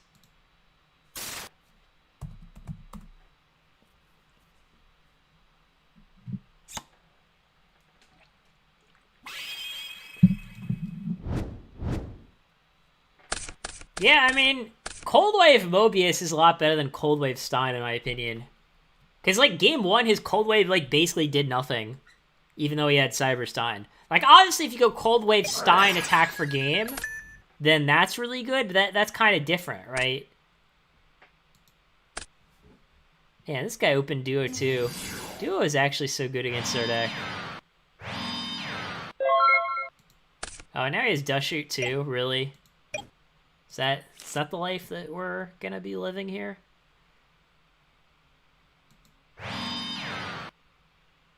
I mean, my opponent's deck was nothing like the deck from Obelisk. In my opinion, the Obelisk deck was way better than his deck.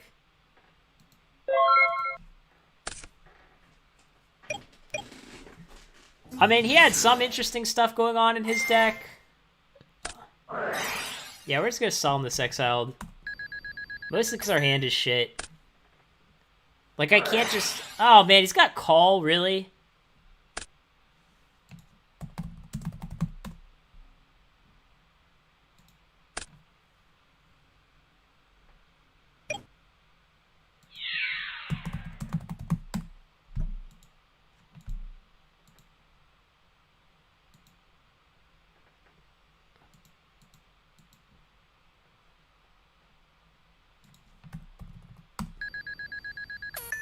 Yeah, I mean, regardless, the point is just because it had Cold Wave Stein and Mobius doesn't mean it was, like, the same as that other deck.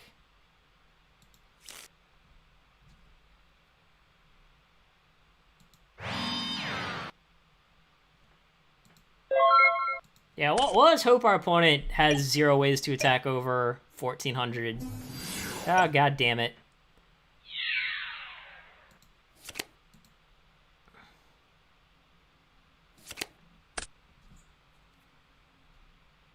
Oh, well, this always know his next game. Oh, no, actually, now that we drew Solemn, I think that makes things a little easier. All he needs is, like, a light monster now. All he needs is a good old-fashioned light monster, and should be off to the races. How is his?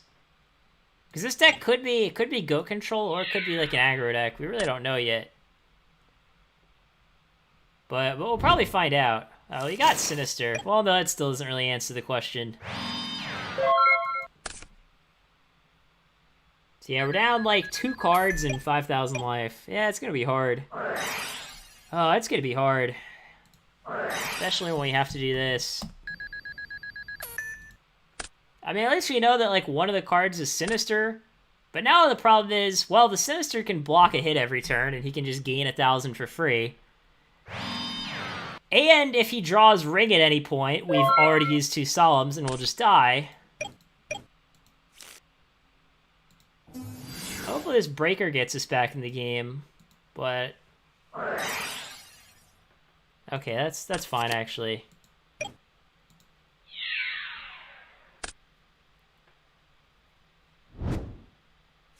Yes, this is rough. Oh yeah, we're just dead, because he just goes Snatch, Pitch, Sinister. Alright, whatever.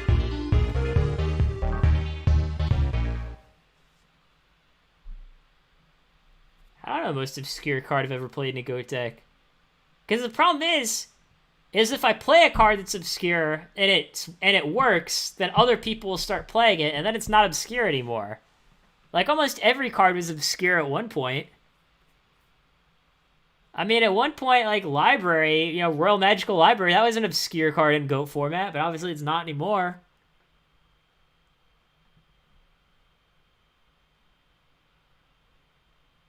Yeah, I don't know. I guess our opponent's just playing, like, GOAT control. Maybe. Maybe not. Who knows? Yeah, I think it's probably GOAT control. So let's do this.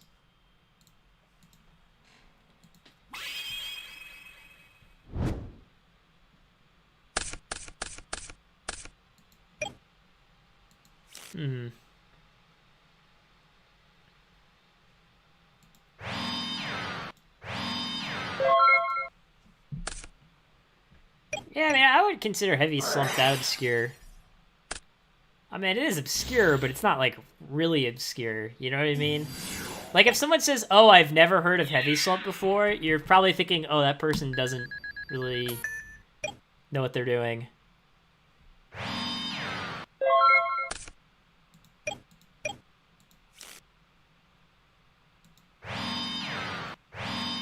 And Insane can just be, like, the most annoying card to deal with sometimes.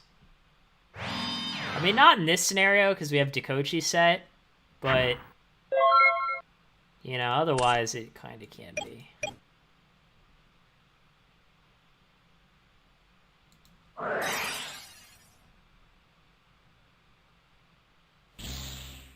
Alright, cool. So I knocked before I flipped Dekochi here, because I didn't want to draw Magician of Faith off the Dekochi. Right, so we thin our deck first. Then we flip Dekochi. Yeah, I mean, Cast Command Magician was obscure, but now it's not, right? That's kind of the point that I was making. Like, every card is obscure until it isn't. Do I even want to attack? Yeah, I don't even think I want to, right? Yeah, fuck it. We're not going to attack. You can't make me.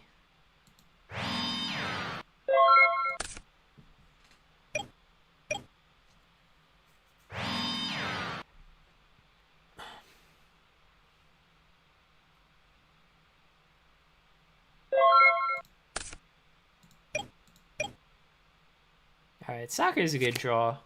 Oh, he's gonna Torrential. Okay, sweet.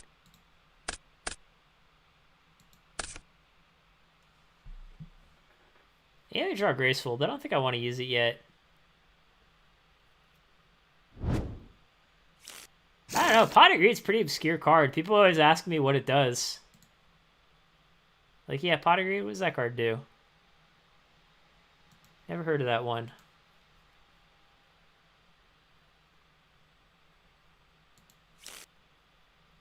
I sang a debate crossout, and also because we had torrential set.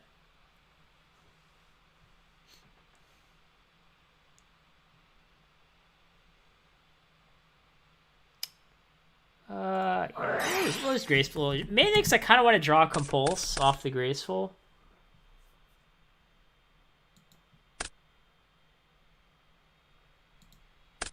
Well, this works too. Because now that we have double solemn, we can solemn the exiled and then start looping with Tsukiyomi.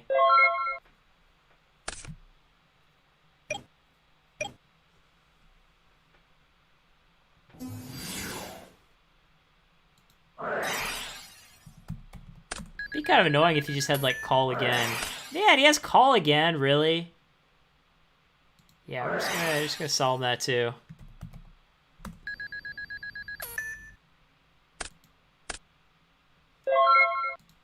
Okay.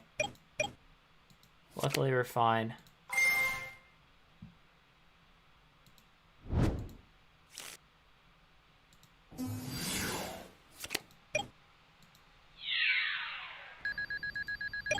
Oh, guys, we might have one of those games where we go down to like 3 life points.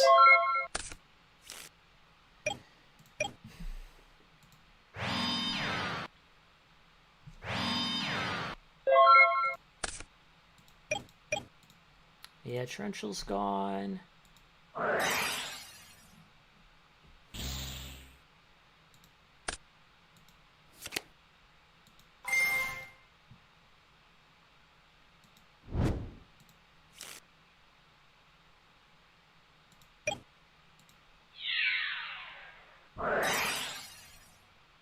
Okay.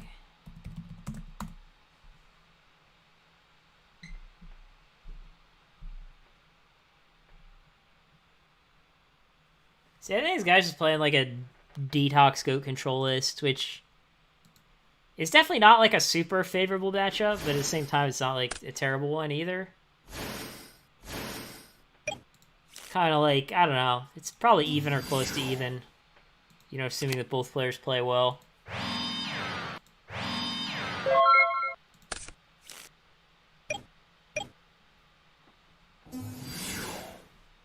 Yeah, we're gonna book that.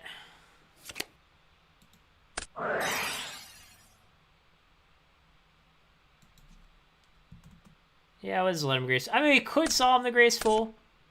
I don't know. Maybe we should just solve the graceful, because then we need to have 2 really sick cards in order to win. I don't know.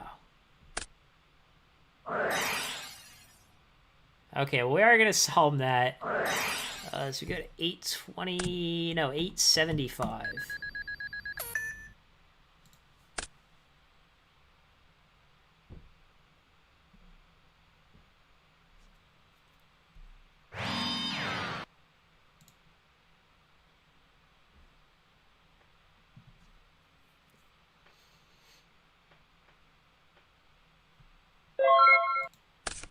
Oh wow, and we draw another solemn. Oh man, this is not looking too good for this guy. I think this guy is I think he's gonna be having a bad time. He's not gonna be having a good time. I mean, with 3 solemn side, I would hope that we could not lose, right? You know, I try to be optimistic.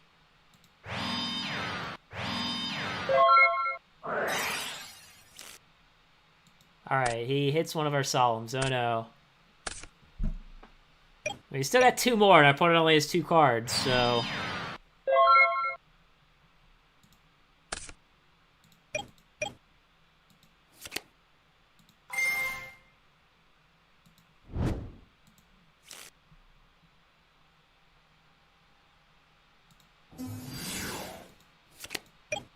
I mean, it will take a while to actually kill our opponent. We do have to, like, kill all these goats, then attack them 7 times.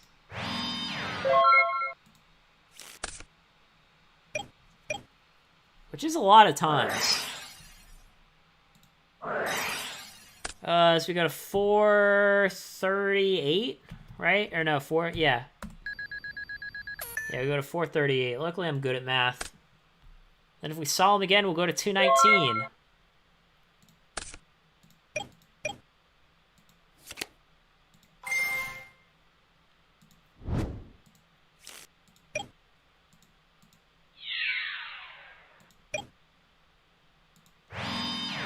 Yeah, we do want to Tsukiyomi our guy. Let's not forget that part. To be honest, we could actually not Tsukiyomi our guy, and then wait until next turn to do it, and then we'll be attacking with 2 guys instead of 1.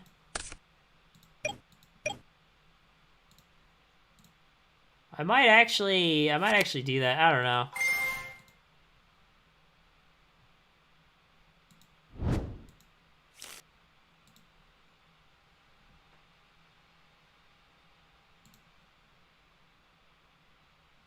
Yeah, I think at some point it's... Because he's already used Snat, so you don't have to worry about that. Yeah, I think it's actually correct to just leave our guy in attack mode so that we can attack for 2,000 instead. Maybe it's not? I don't know. Because now all of his guys are gone. The other thing, too, is that by sending our guy, we can also flip it up in Torrential if we want to. There's kind of pros and cons to both. Yeah, I mean, we'll see what he does this turn.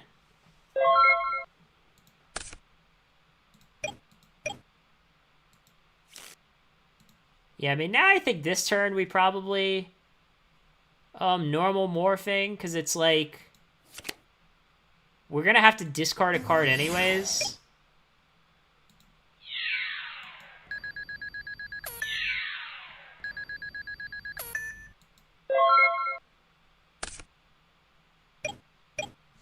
We can also Tsukiyomi our Morphing Jar, but that doesn't seem like the best play. So let's see, 2027. Okay, this is a 2-turn clock.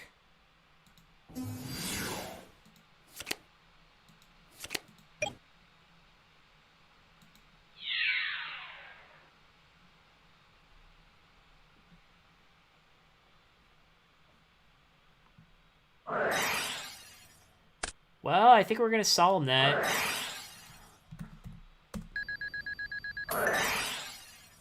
I think we're going to Solemn that too.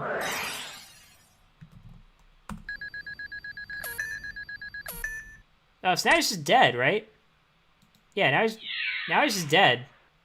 Because this is 27, he's at 2650. Okay, that makes it easy, I guess.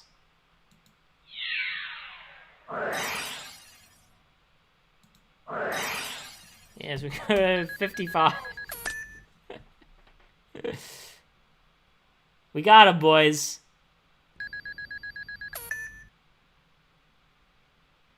Alright, 1-1. Well, if he's playing Solemn himself, and we don't know how many copies, but we could bring in 7 tools. That was why I was thinking about that. Yeah, we did activate a lot of Solemns that game. I don't know how many it was, but it was like probably 10.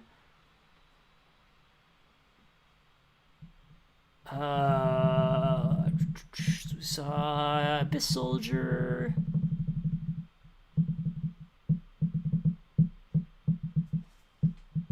That's probably fine. I mean, I'm not sure how much I like the mind control. Depends on how good we are with the reads. Alright, let's try this. This is kind of a hard matchup because he's playing Goat Control with the Abyss Soldier's main. And, like, Abyss Soldier is, like, pretty terrible against, like, the meta as a whole right now, but Abyss Soldier does happen to be really good against our deck specifically.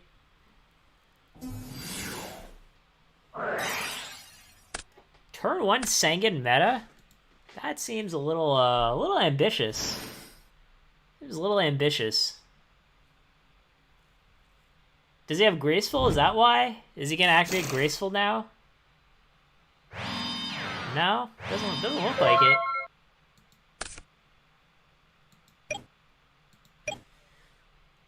What's going on here? What is this guy up to?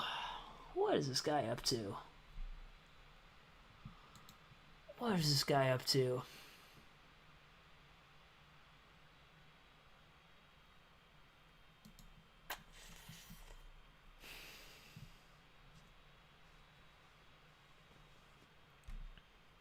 Just think if we want to, like, MST something. Problem is we could run into goats. I don't know. I think I'll probably save the MST. Especially since he runs pre and call, I kind of like saving the MST for that reason.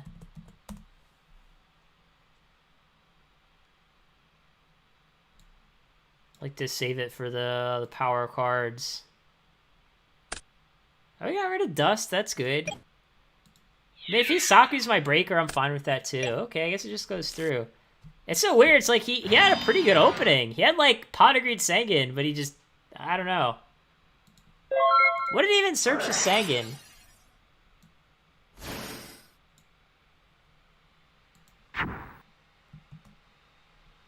What did he even search? I have to go back and double check now. Oh, he got Sinister. Okay, that's what I figured he would get. Yeah, because I remember commenting, oh, is he going to activate Graceful?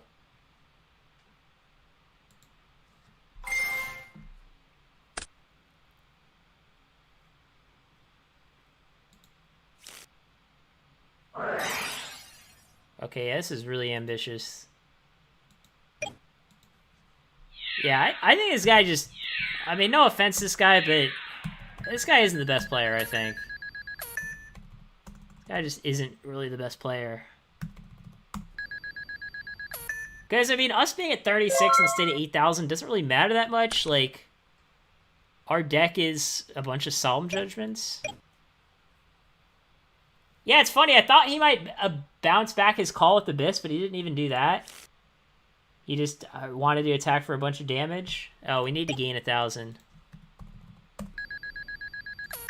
I was thinking what we do now.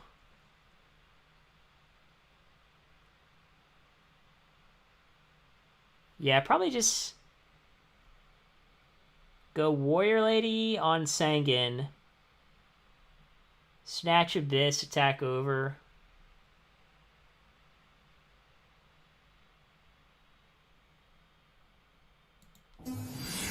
Yeah, it seems fine, I guess.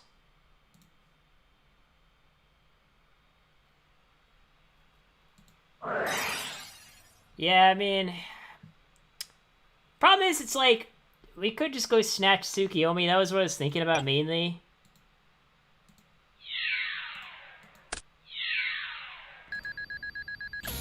Because the problem now is if he has a way to kill our snatch, we're kind of in trouble. Right? It's like kind of an issue.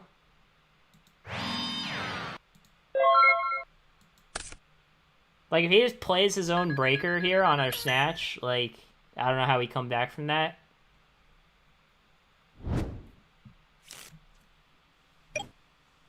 But if he doesn't, like, kill our snatch this turn, I think we're fine. Alright, we'll end phase this. Because this could be, like, Dust. If it's Dust, I really want to hit it. I don't really care so much about, like, Saku. But, yeah, I guess we'll just Tsukiyomi our guy now. Just get the Snatch out of here. Kind of gets rid of one liability, at least. Yeah, we'll tag with Tsukiyomi. This is probably, like, a Sinister, yeah, and this is more damage.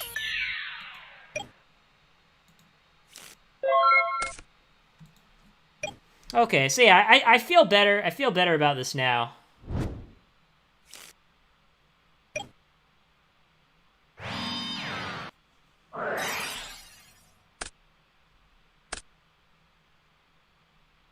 Even this, like, I'm not even gonna Solemn here, because we have Tsukiyomi to just deal with his guy for free.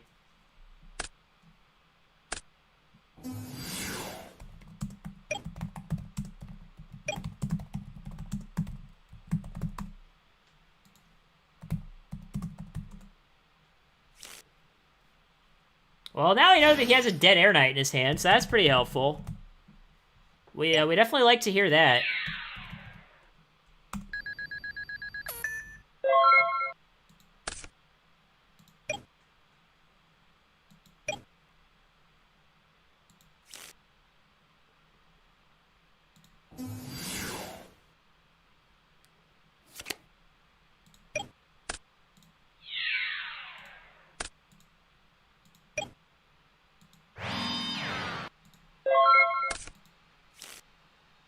Problem is, if he just, like, draws Sinister and sets it, that's not great. Although he just didn't add Sinister, so... Yeah, if he just set Sinister, we'd be in a pretty tight spot, but since he just didn't, you know. Cool beans, I guess.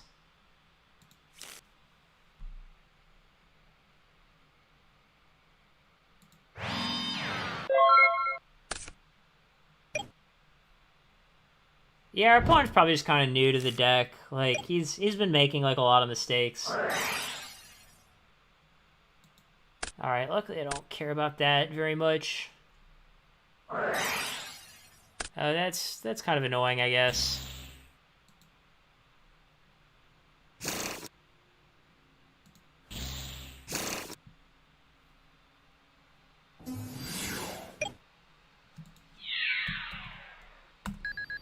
Alright. Well, Sagan's pretty good draw here. Easy way to attack over the Sinister.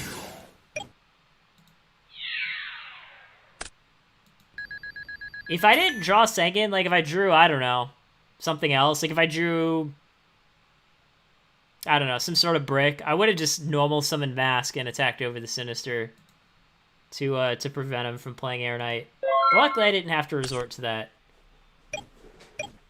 We did not have to resort to such measures.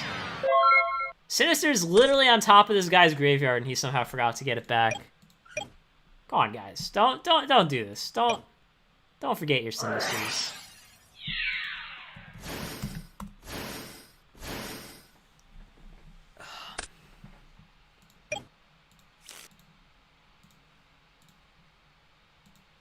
Yeah, I mean, I guess we'll just set Faith. Probably gonna get back Book of Moon. Alright, that's fine.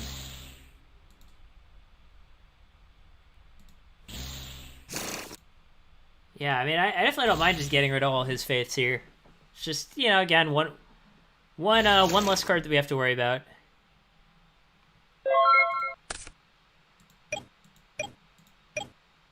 And this Compulse is a really good draw here, because, like, one of his best draws would be meta, but we have the Compulse to counter meta, so it's looking pretty good for us. It's looking pretty good for us.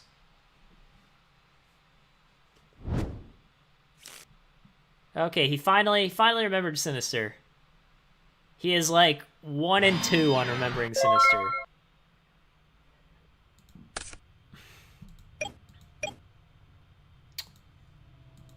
Well, we have Mask set, so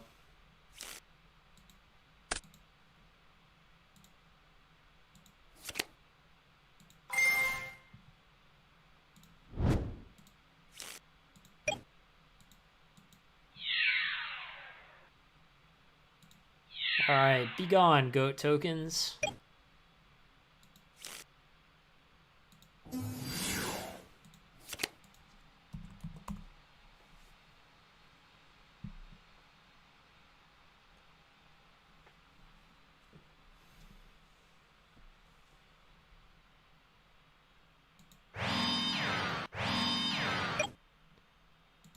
Alright, we could still lose, but I don't think it's likely. I don't think it's likely.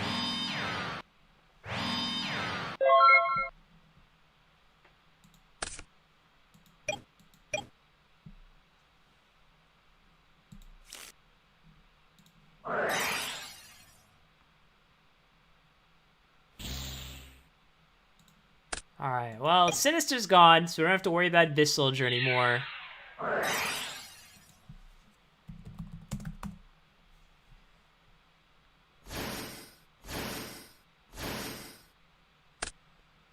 And yeah, I mean, May phase 2, we'll just Compulse a goat.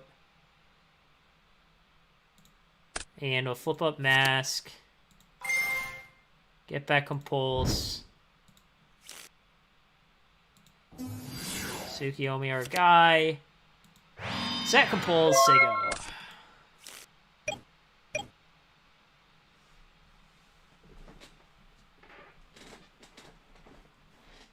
So yeah, he's got a dead Air Knight in his hand and 2 mystery cards.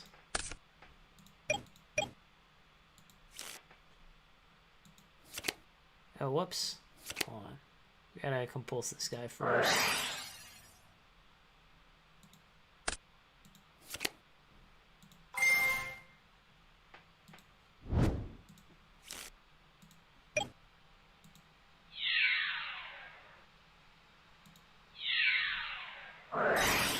Another goat. It's okay.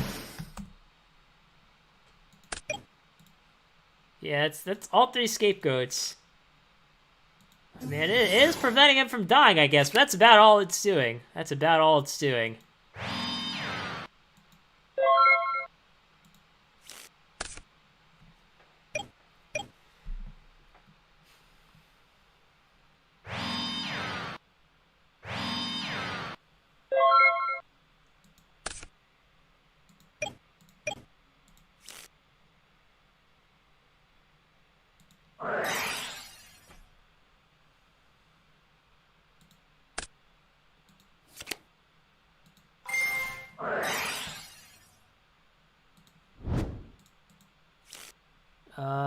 Sure, that's fine.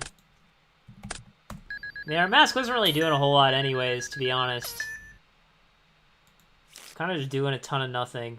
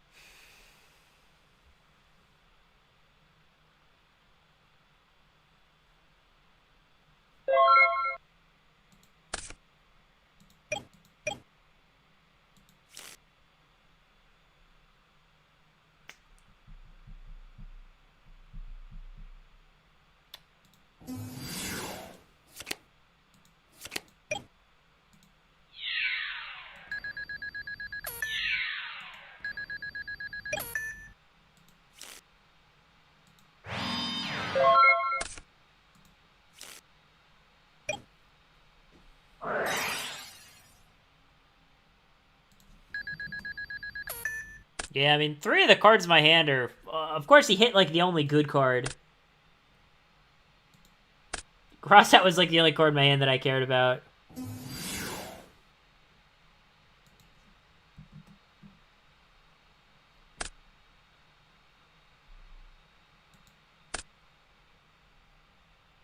What do we even search here? I don't know, I guess mask. I mean, we get a merchant, I guess, but...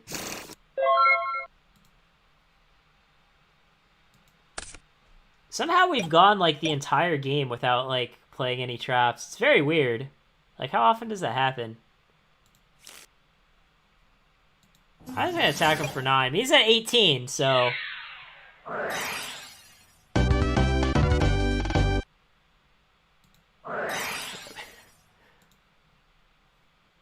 So what was that? I think this is like 3-0. 3-0 in matches.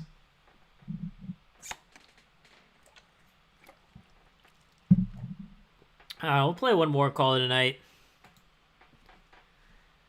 Yeah, there just wasn't really much he could do. Like, especially with his Sinister banished and his 2 Faiths banished and like a Dead Urnite in his hand. It's like, what's he gonna do?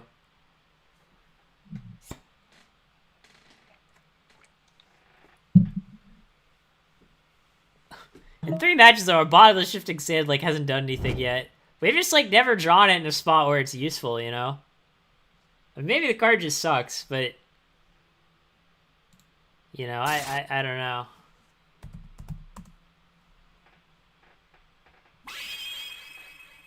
I feel like we haven't really got enough of, like, a sample to determine how good it is. Because, like, this would be a hand where, like, if like, our 6th card was, like, Bottomless Shifting Sand, I think it would be pretty decent. But yeah, I don't know. We'll see. Alright, what we're up against here? This is just Chaos, I think. Like, Chaos, I think our deck does pretty well against. This is, like... I don't know. I guess most decks that play Upstart, their deck is probably good against.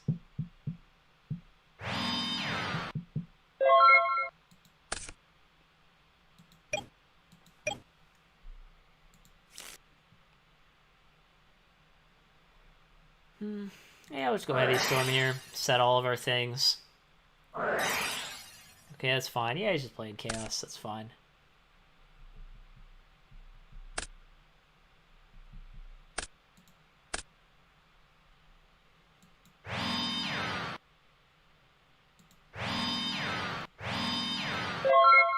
If this monster here is Dekochi, I'm just going to Solemn it, just for the record.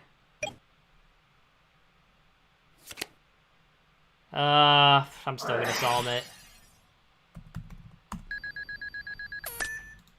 I just kind of want to loop my Dekochi here, and, you know, having 2 spies, you know, wouldn't be great.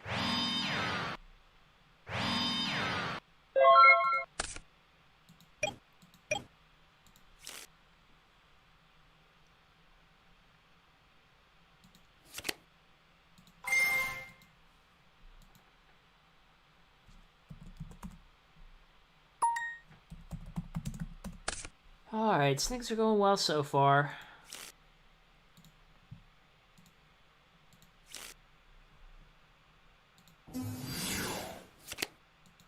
If my Suki only gets Mirror Force, we're fine with that since we have a second one. Yep. Like, man, Alan, you're some sort of wizard. How do you know?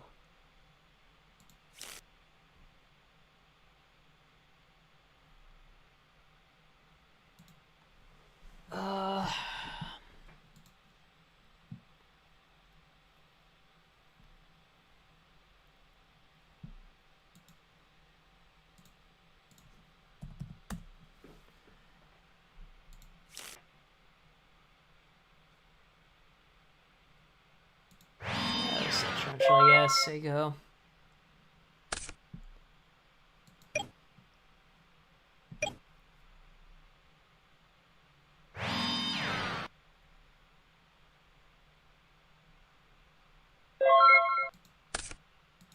That's weird.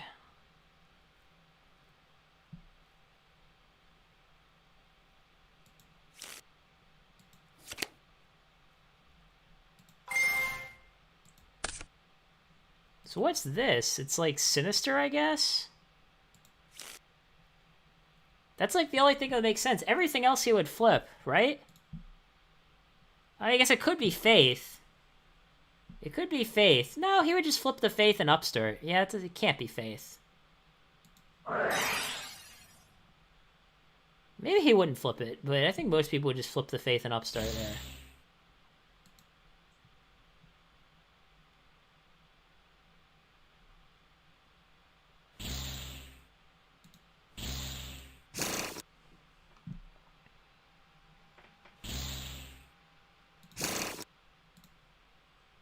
Even if it is Faith, do we want to attack it? You could play Sorcerer.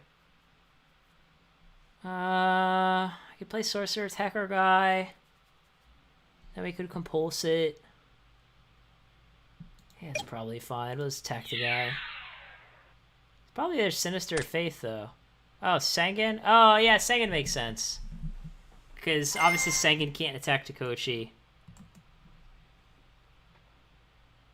And then now he gets the Faith, I guess, so he has the Light. Or maybe Sinister.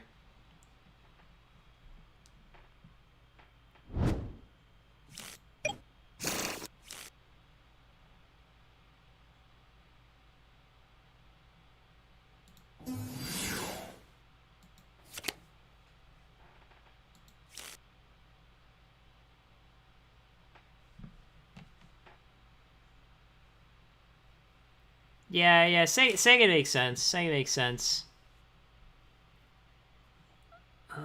So we had Sinister and 3 other cards. Yeah, I guess we're fine with that.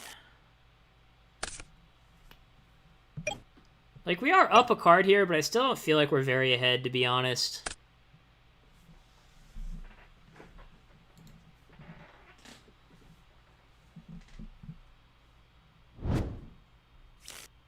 So he has Sinister, T-Drag times 2.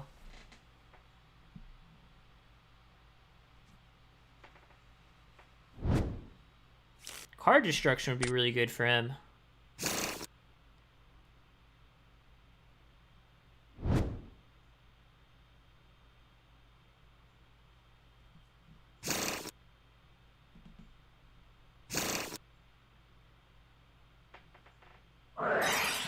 Oh man, that sucks.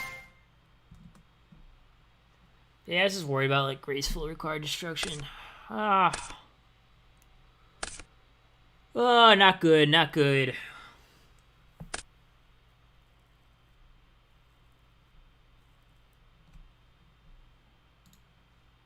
Yeah, he's got 2 lights, 2 darks. It's gonna be tough. It's gonna be tough.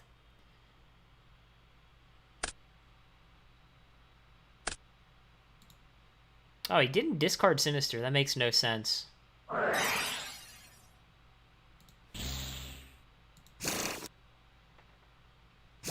Why would you not discard Sinister unless you want to like summon Sinister and attack?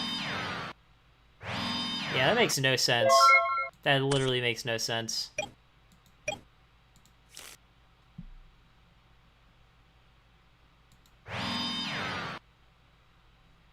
Yeah, where's Gravekeeper? Where's Watcher when you need it? Good question. Yeah, it's just kind of tough. We just need like some random flip to pressure our opponent with, you know. Somehow we've drawn like all 3 of our Tsukiyomis, but only 1 flip. Oh, struggle's real. Struggle is real, guys.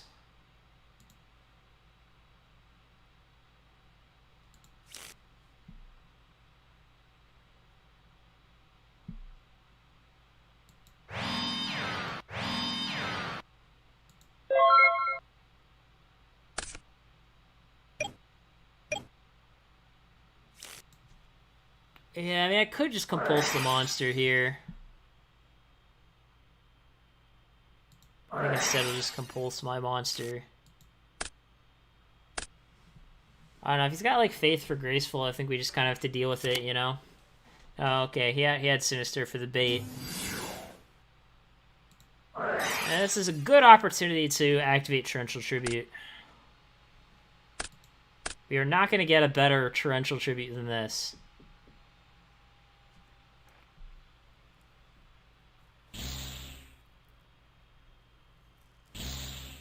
Oh, has he got BLS now? Sorcerer I'm fine with. I don't want to see BLS, though.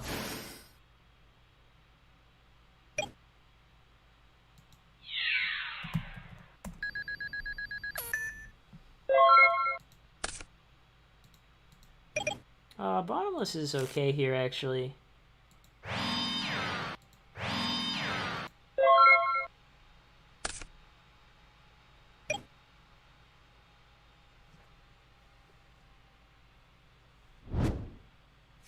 Okay, he's got Sinister in hand. The Thunder Dragons are gone.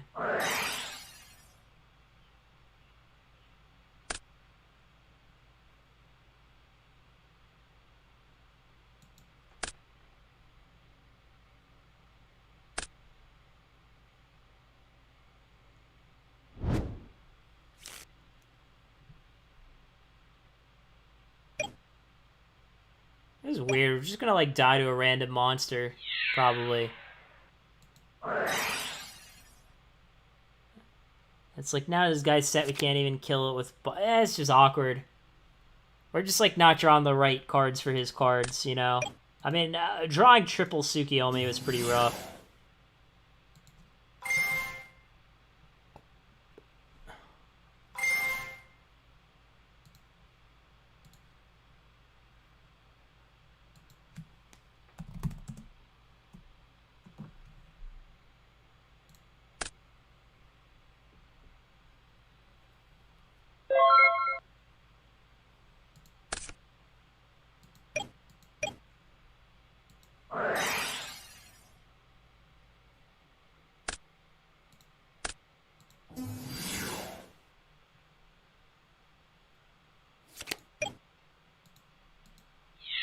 It's weird that he didn't summon Breaker main phase 1, because we'd like already used our our torrential. Like, he had no reason not to summon Breaker in main phase 1. Like, if he'd summoned it main phase 1, we'd just have 1600 less life. You know, so it'd be at 600, which would obviously be a lot different.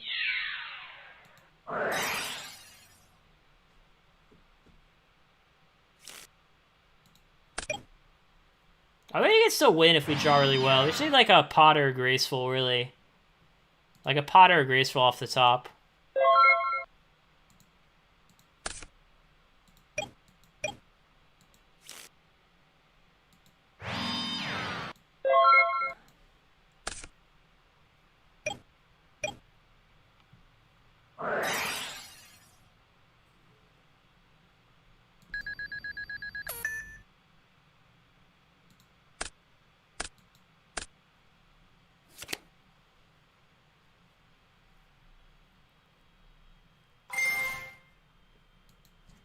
Yeah, go ahead, buddy. Get your whatever.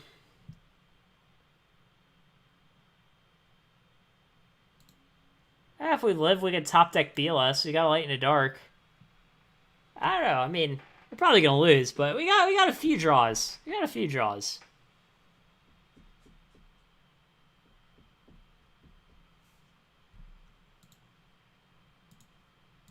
Yeah, I mean, if he plays 3 spies, he does have 1 left in his deck.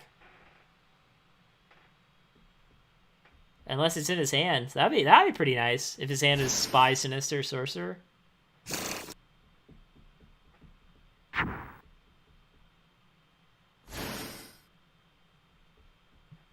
Okay, we're dead. Okay, you got me. If he played Sork instead of Belis, we would actually live there. But can't be Belis. Huh.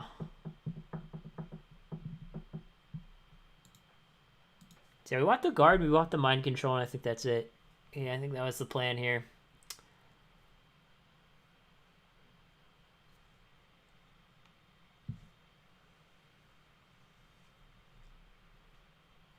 And this bottom of the Shifting Sand card might just be garbage. Oh, it seems like I feel like it's good if you open it, but it's like such a shitty card to have like late in the game. That's my opinion at least.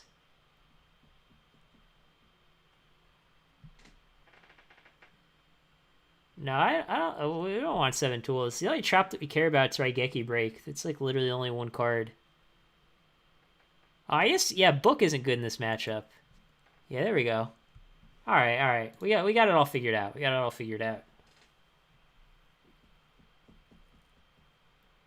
I mean, I like Compulse. Like game 1, I don't like Compulse as much, but he's probably gonna side in Mind Control, and I like to have Compulse for the Mind Control in game 2.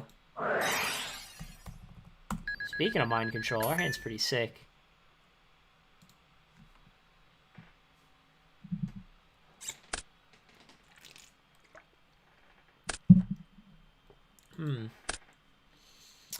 Spy Tsukiyomi.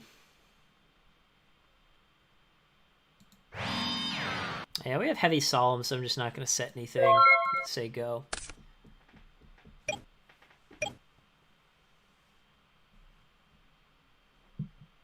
Like, Compulse does other things, too. Like, Compulse can protect our guy from Raigeki Break, cross out Mind Control, you know, BLS, whatever it is. Unless he has Graceful without, like, Thunder Dragon or whatever. Even if he BLS is here, I wouldn't mind, just to, like, get it out of the way, you know? Oh, he has Reaper Crossout? Jesus Christ. He has Graceful Reaper Crossout. I mean, I guess we get rid of 3 of his Dekochis, too. I don't know, Reaper isn't that bad, because if he doesn't discard our Solemn, we just set our entire hand. If he does discard our Solemn, I don't know, we probably still set our entire hand. It gets a little awkward.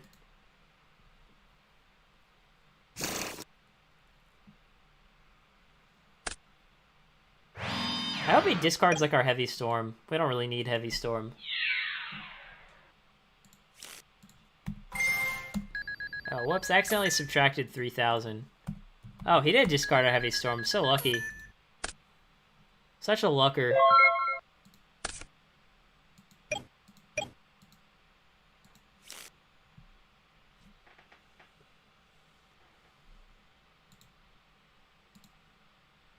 Yeah, then just go set Tsukiyomi, set our entire hand. So you go, like, Tsukiyomi is Reaper doesn't accomplish anything. I kind of want to save my Mind Control and Knock for more threatening cards. Like, obviously, we can kill this Reaper at any time if we want to.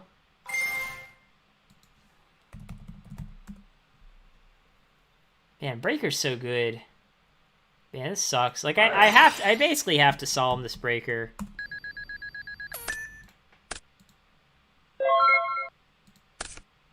Oh, good. We top decked another Solemn.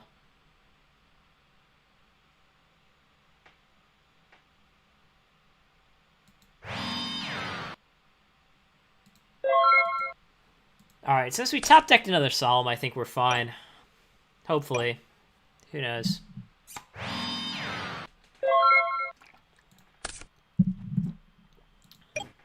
Oh, okay, yeah, this is... We're gonna wreck this guy. Hopefully.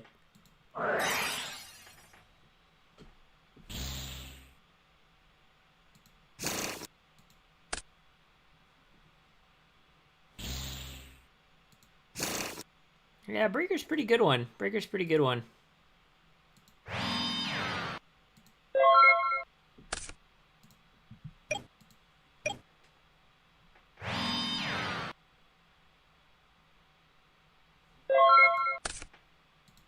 Oh shit, now we have double mind control.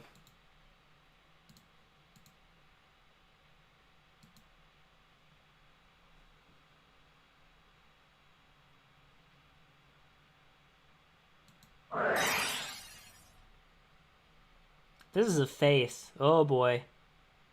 Really? Set Sinister? Why would he set Sinister? Just to bait our mind control, I guess?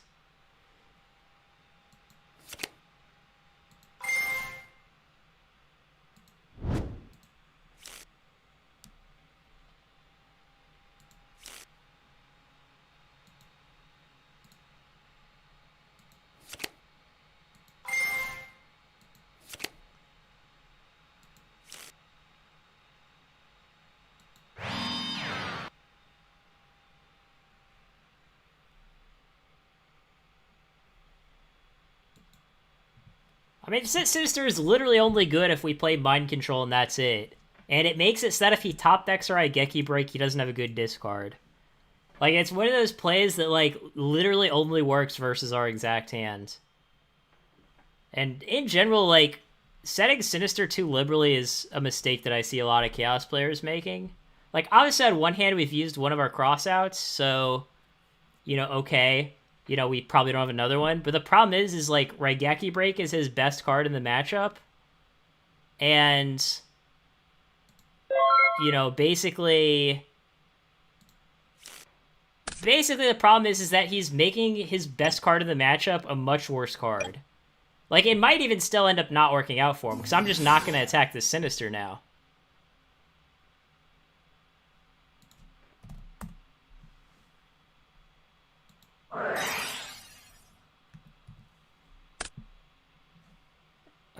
1675.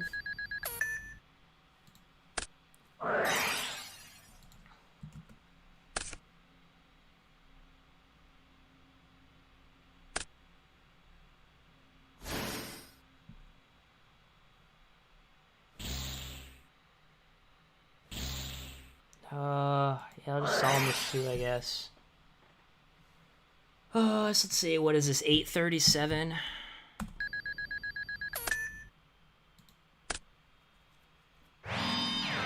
Yeah, so it's like, now if this card is Raigeki Break, he just doesn't have...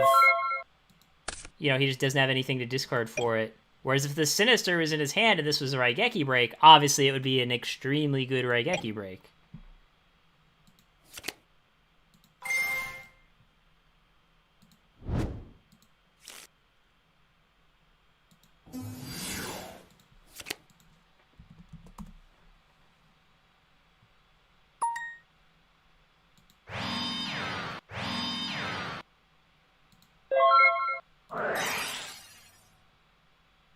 Yeah, I probably should have set the Mind Control just to, like, bait Dust.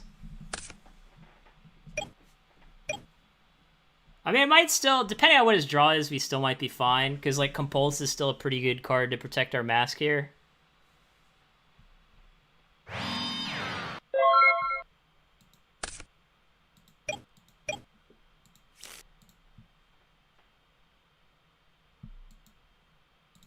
Yeah, so I mean, now we know that, like, this card can't be a Sinister, because we already saw the other one.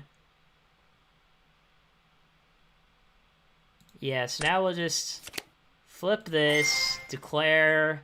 Yeah, he just concedes. He sees the writing on the wall there.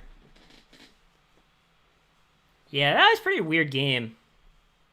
Just because, like, our opponent played monsters and we just never killed them. I mean, it turns out, like, Reaper and Sinister, like, don't actually do anything when I have a monster in play. Yeah, Tsukiyomi target Reaper doesn't kill it.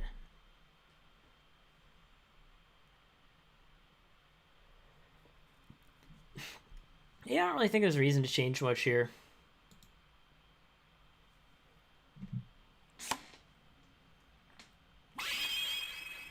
Yeah, I mean, Reaper's problem-solving text makes it pretty clear how it works. Like, the text that it had in 2005 was a bit vague, but, like, the latest text definitely makes it more obvious, you know, what it does.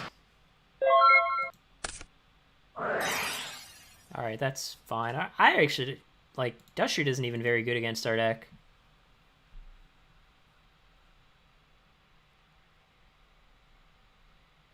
Yeah, this might be... We might finally have a hand where, like, Bottomless Shifting Sand is a good card.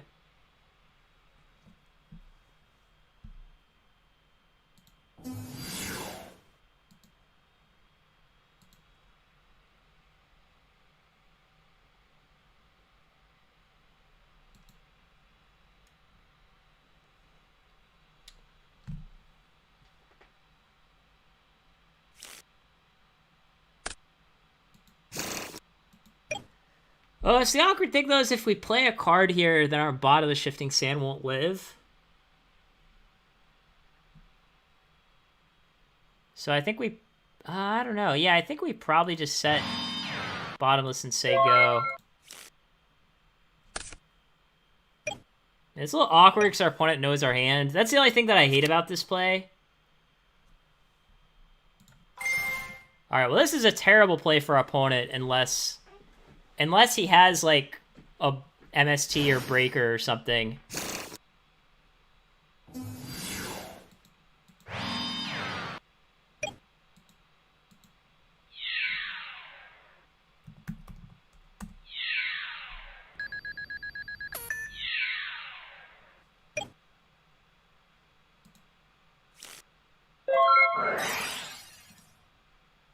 Yeah, because we just kill both his guys.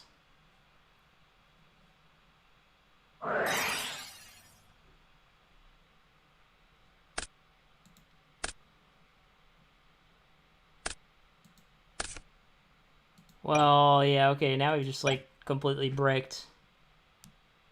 Oh, well, I mean, if our opponent didn't have Raigeki break, and if we didn't completely brick, it would have been pretty solid.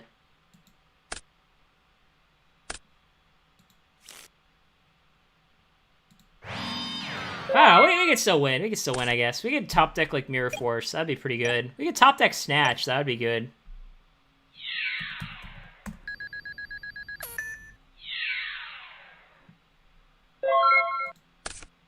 I could top deck Pot of Greed, and if that gives us cards that are good. Oh, Guard's pretty solid, actually. I mean, it's not great, but it's good enough, you know? It's good enough. I'm sure I'll just, like, cross out his for game now. But if he doesn't have something like that, we'll be fine. Oh, he has... Okay, yeah. That's unfortunate. Alright, that wasn't a fun match at all. Alright, we'll play one more, just because our opponent wasn't fun. Yeah, if he didn't have a way to kill it, it would have been sick. We would have just killed both the spies for free. I think the problem is like, people's decks are too good. Like, if the power level was, like, slightly lower in GOAT format, I think Bottomless Shifting Sand could be pretty good. But it's just hard, because the problem is like, a lot of times, I'll take a bunch of damage, and then draw Bottomless Shifting Sand, and I'll just be like, well, god damn it, why did I draw this card now? It's, like, 3 turns too late, you know? That's, like, that's the issue.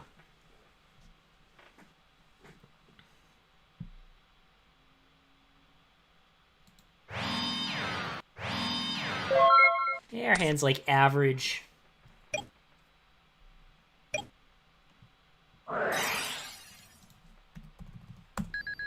I will say, if everyone, like, upstarts you a bunch, that definitely makes Bottomless Shifting Sand better, because it kind of lets you use your life points as a resource to kill their guys.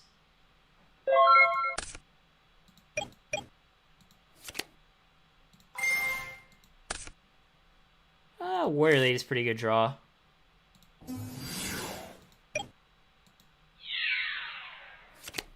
Oh, man.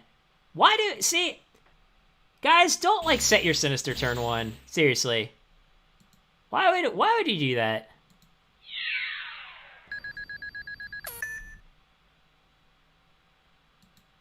Like, I don't know who started that trend of people just setting their Sinister like it doesn't matter. But, like, assuming this guy is playing, like, you know, some sort of Chaos deck, Sinister is, like, literally, like, the most important monster in your deck, and you're just letting your opponent... I don't know. It doesn't make any sense to me why people do this, but here we are, you know, here we are.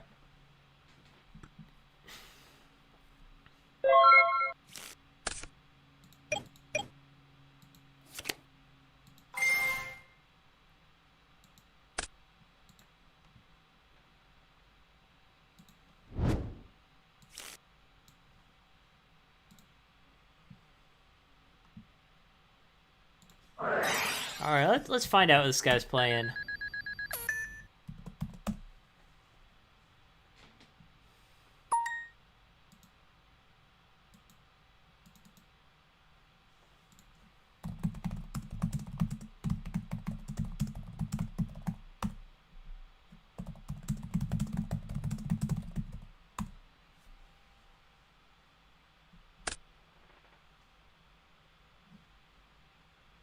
Oh, he's playing Reasoning Gate.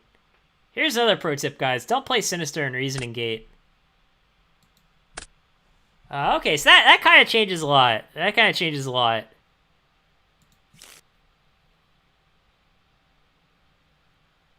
So yeah, let's do this. If it's goats, that's fine. Yeah, we just get to kill 3.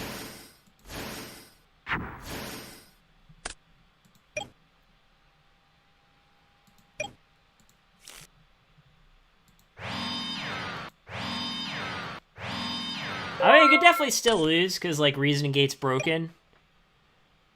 But, even if we do lose this game, we'll be pretty prepared for game 2.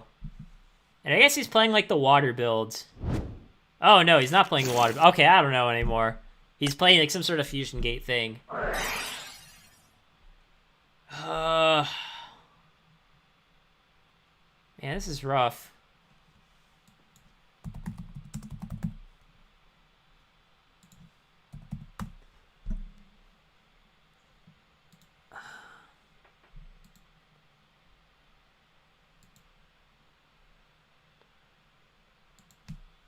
I don't know, I guess it was call level 8. Level 8's always a safe pick.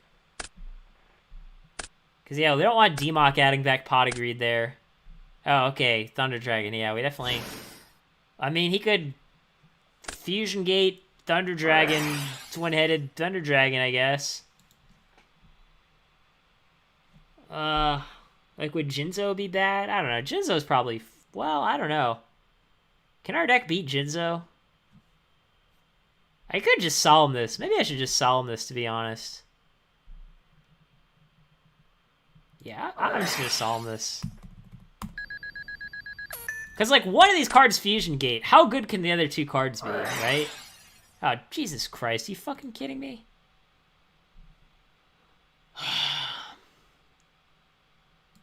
God, this fucking blows. Because if it's Jinzo, we just lose. Yeah, I mean, I just have to call level 6 now. And now it's probably going to be... Yeah, Barrel Dragon's fine. I don't care about Barrel Dragon. I might just Torrential here. Yeah, we should probably just Torrential. Just get all the things out of the way.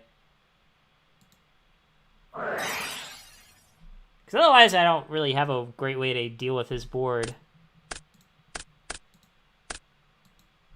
I mean, it's kind of unfortunate that we had to use our Torrential and our Solemn, but we are up on cards. Our opponent, you know, probably has like at least 1 brick here. I mean, I'm just gonna lose to Heavy Storm no matter what, so there's no point in even playing around it. I just kind of want the MST for the Fusion Gate.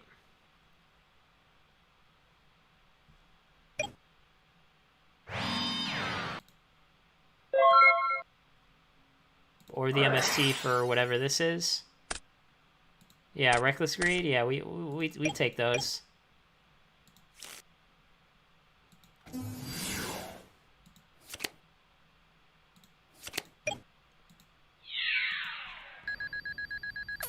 And if he's running Stein for some reason, he doesn't have enough life for that. So that's always good. We got a three turn clock going. We just yeah, we just need to be worried about Jinzo, I think. Okay, I don't know how that's gonna help. I mean, I guess he can try to Monster Gate into something broken.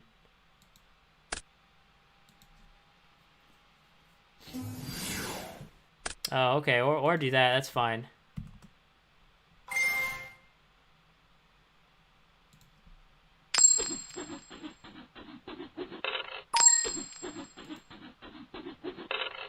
Alright, well, our warrior lady's living. Oh, well, now because of the ring, he's just dead. Yeah, we don't even have to banish this guy.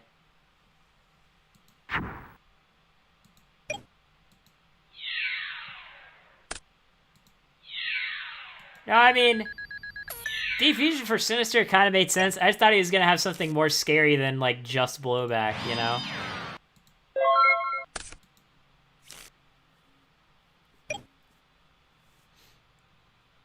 Oh, yeah, and he does get back Sinister. Good for him.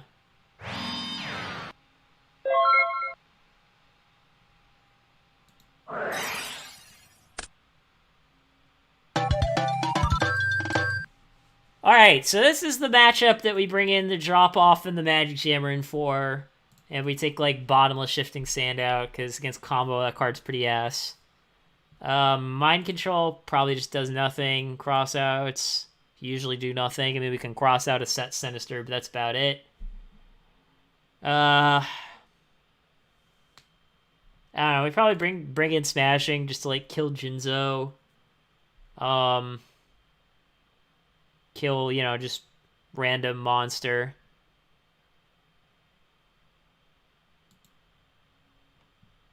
Is there any monsters we want to take out? Probably not. The only monster in deck that's, like, not super strong is Breaker. I mean, Breaker does kill Fusion Gate, I guess. Yeah, Azura could probably come in here. We did see Goats. Yeah, we might just want Azura instead of Breaker. It also makes our BLS slightly better to have, like, 6 lights instead of only 5.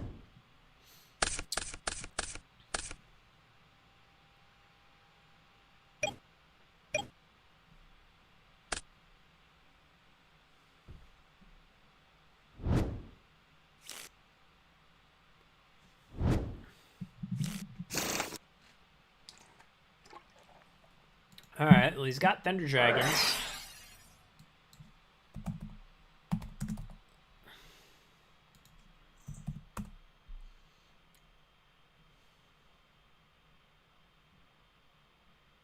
I don't know, I guess I'll call level 6.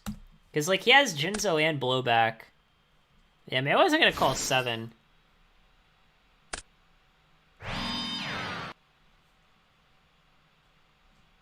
I swear, like, 80% of, like, probably even more, like, 90% of Reasoning Gate players have, like, no idea how to sequence their cards. Yeah, exactly, Dank Memes. I was literally, like, I was basically just starting to say that. Like, if you're Reasoning Gate going first, you should just never activate Reasoning turn 1. I mean, they're very rare situations.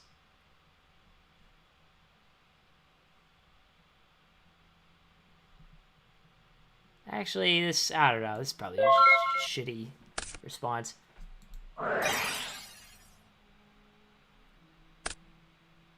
Alright, good, we got rid of Monster Gate.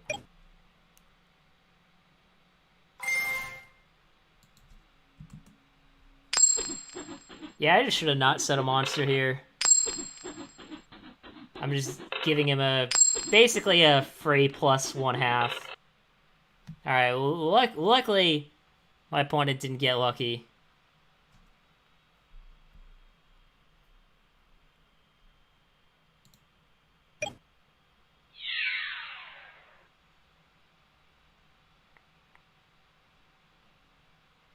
Yeah, yeah, problem is if, like, I let this go through, he can Dimension Fusion. Yeah, there's Mirror Force, I guess.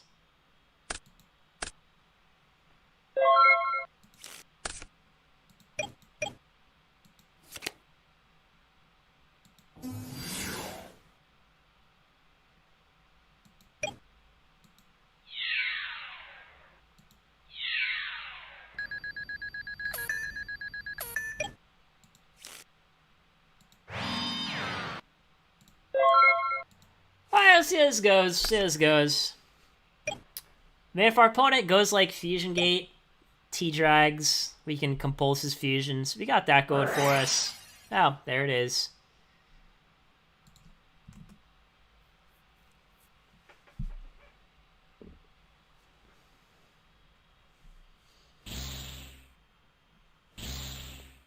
Yeah, yeah.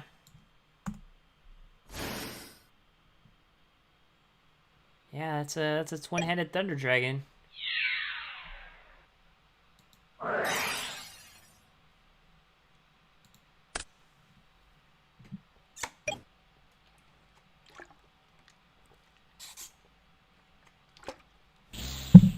Oh man, and he's got Chaos Orc.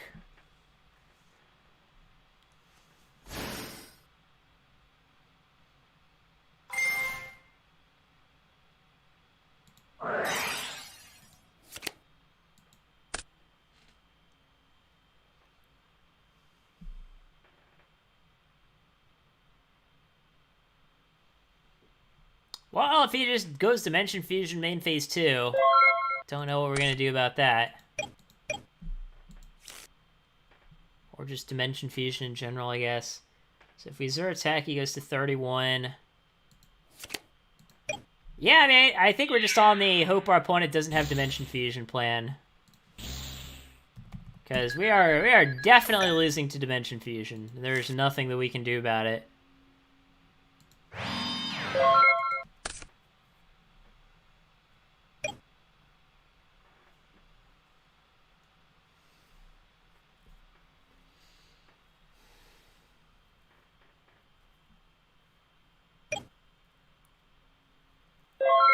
Oh, okay. Well, he's just passing. That's what we like to see. That's what we like to see, folks. Oh, Delinquent Duo. That's another card that we like to see. Turns out there's a lot of cards that we like to see. So I guess we'll just... Yeah, I guess we'll just attack. Yeah, summon Azura, attack, and then he goes down to... So that's 31, he goes down to 17, and then he can't Dimension Fusion? Okay.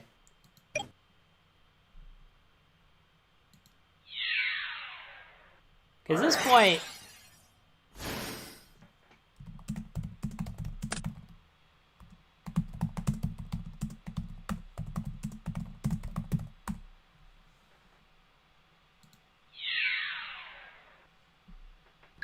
So yeah, he basically just has to Goats there and hope that he top decks Dimension Fusion.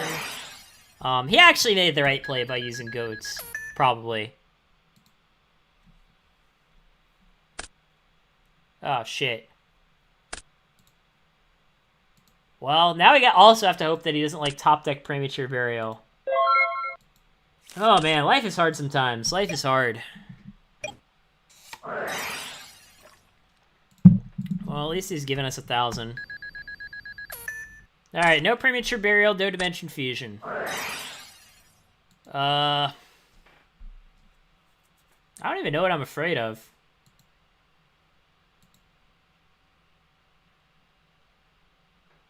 What's, like, the worst case scenario? I guess probably, like, Crane into the nuts would be the worst case scenario. So we'll call level 4. Yeah, I mean, Blowback isn't great, but we can definitely beat it.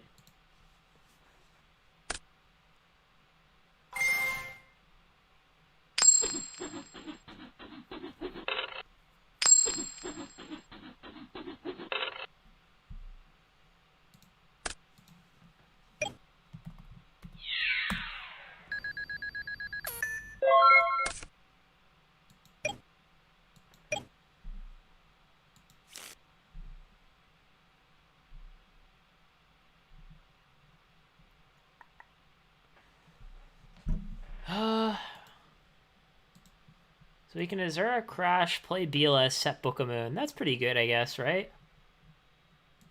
Yeah, that seems pretty good.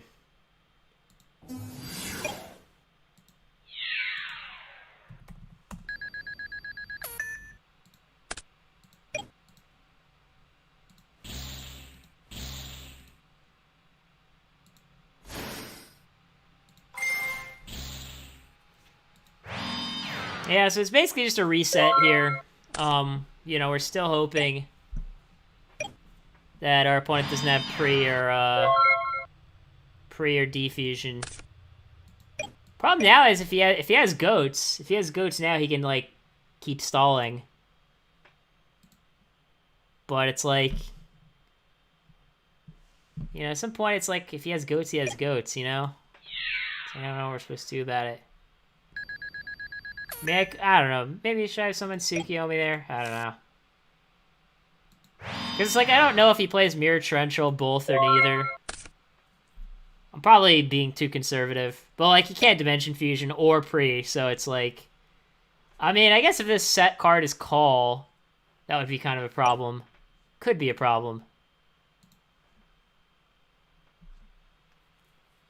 Oh, that was interesting, I guess.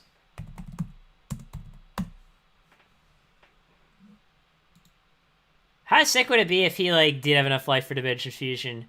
So we could get all of these things back, activate Blowback, activate Barrel Dragon, then make a Gatling Dragon and activate that, too. That would be, like, a lot of coin flipping. But yeah, it's, like, about my bedtime, so we're gonna call it a night. Yeah, I don't know. Bile and Shifting Sand did impress me, guys. I hate to say it.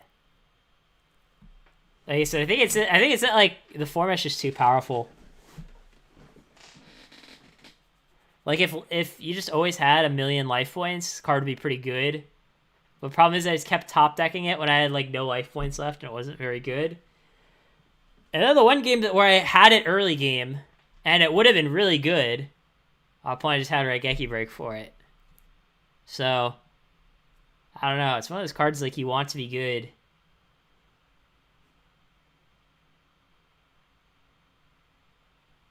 But yeah, it just didn't seem to cut it. Yeah, I don't know why he was playing Sinister in that deck.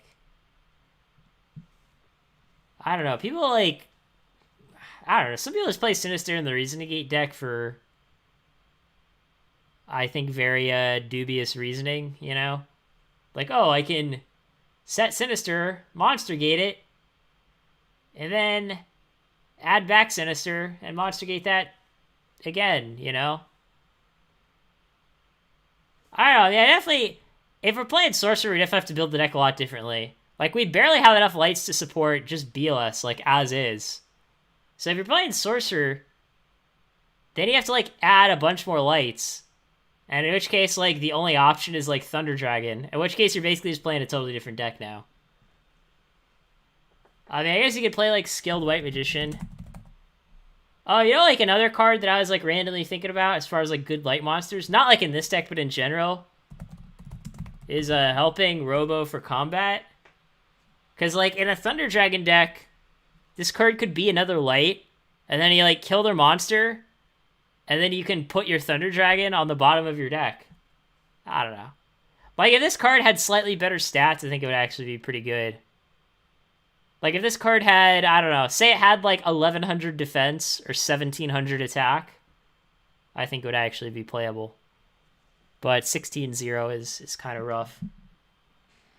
But yeah, point is, in this deck, I don't really know how many more lights he can play, right?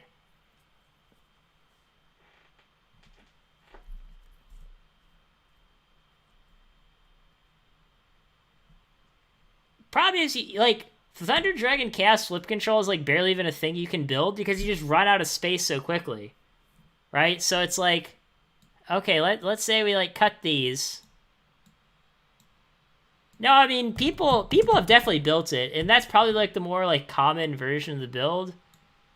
So, like, you do something like this, and you probably play, like, one Chaos Sorcerer. And, I mean, usually, yeah, you don't play, like, the Mimic. And you play, like, 2 Night Assailant.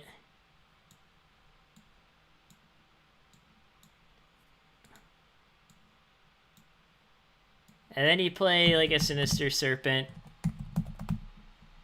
But you see, the problem is, like, really quickly, we're like, at a lot of monsters.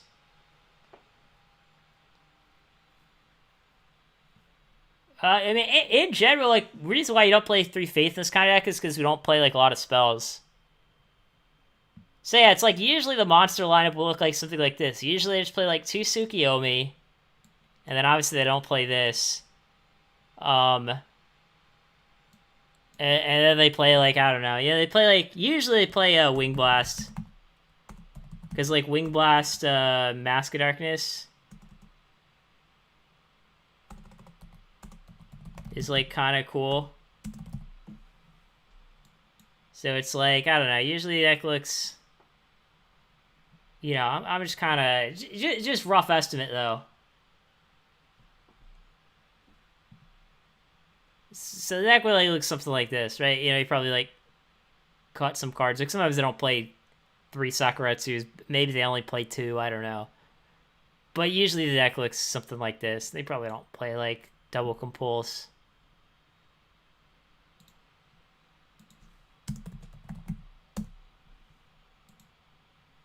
But, what the hell? Why did it reset everything? Oh. I think I don't know. I must have misclicked somewhere. Whatever, you guys saw it. You guys saw it.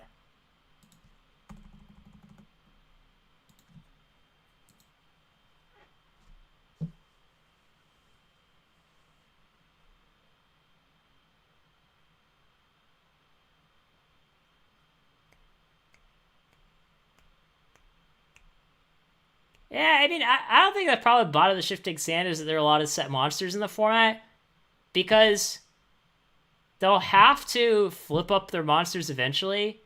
So, like, if they flip up their Dekochi and attack you directly, and you go bottom of the Shifting Sand and kill their Dekochi for free, you're, like, kind of fine with that.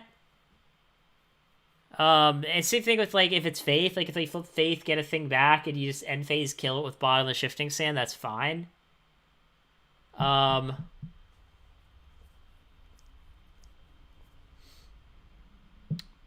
But yeah, it's kind of like best against, like, mid-range decks, right? Like, mid-range air quotes. You know, decks that, like, kind of are 50-50, like set monsters and normal summon monsters. Because then you have, like, plenty of things to kill, but you also don't die super quickly. The main problem with bottom of the Shifting Sand, I think, is that, like I said, I think it's really good in the early game. But I think, like, if you don't draw it within, like, the first, I don't know, like, 3 turns, if you don't draw it in the first 3 turns, I think it's kind of bad.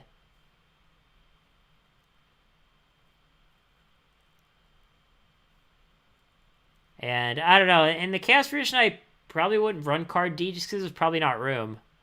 That's the problem. It's like, if you play that version, you just, like, you take up so much space. Another build that you could play that I've considered is basically you just, like, cut all the lights, including BLS, and you play, like, more Mimics, and then you run Strike Ninja.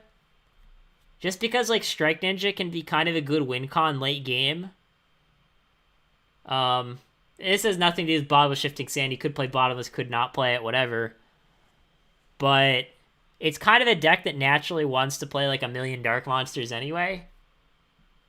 And, yeah, just the idea is, like, late game, you just keep poking with Strike Ninja until they're dead. Problem is, it's probably just not as good as BLS, right? I mean, Strike Ninja is good, but BLS is, like, 5 times better, so, you know, that's just kind of how that goes. But yeah, I don't know. I think this deck's okay. Like, if I was entering a tournament, I probably wouldn't play this deck, because, like, I think it's fine, but I think there's a lot of other better decks. Yeah. That's just kind of my thoughts.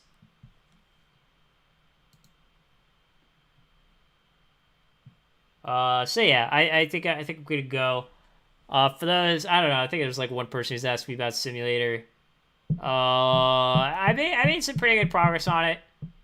A lot of it is just kind of like back end stuff that the user doesn't really see.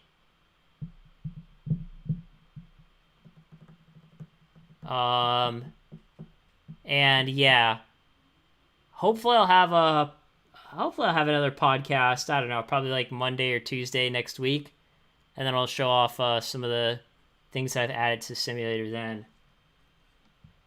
So yeah, see you guys next time.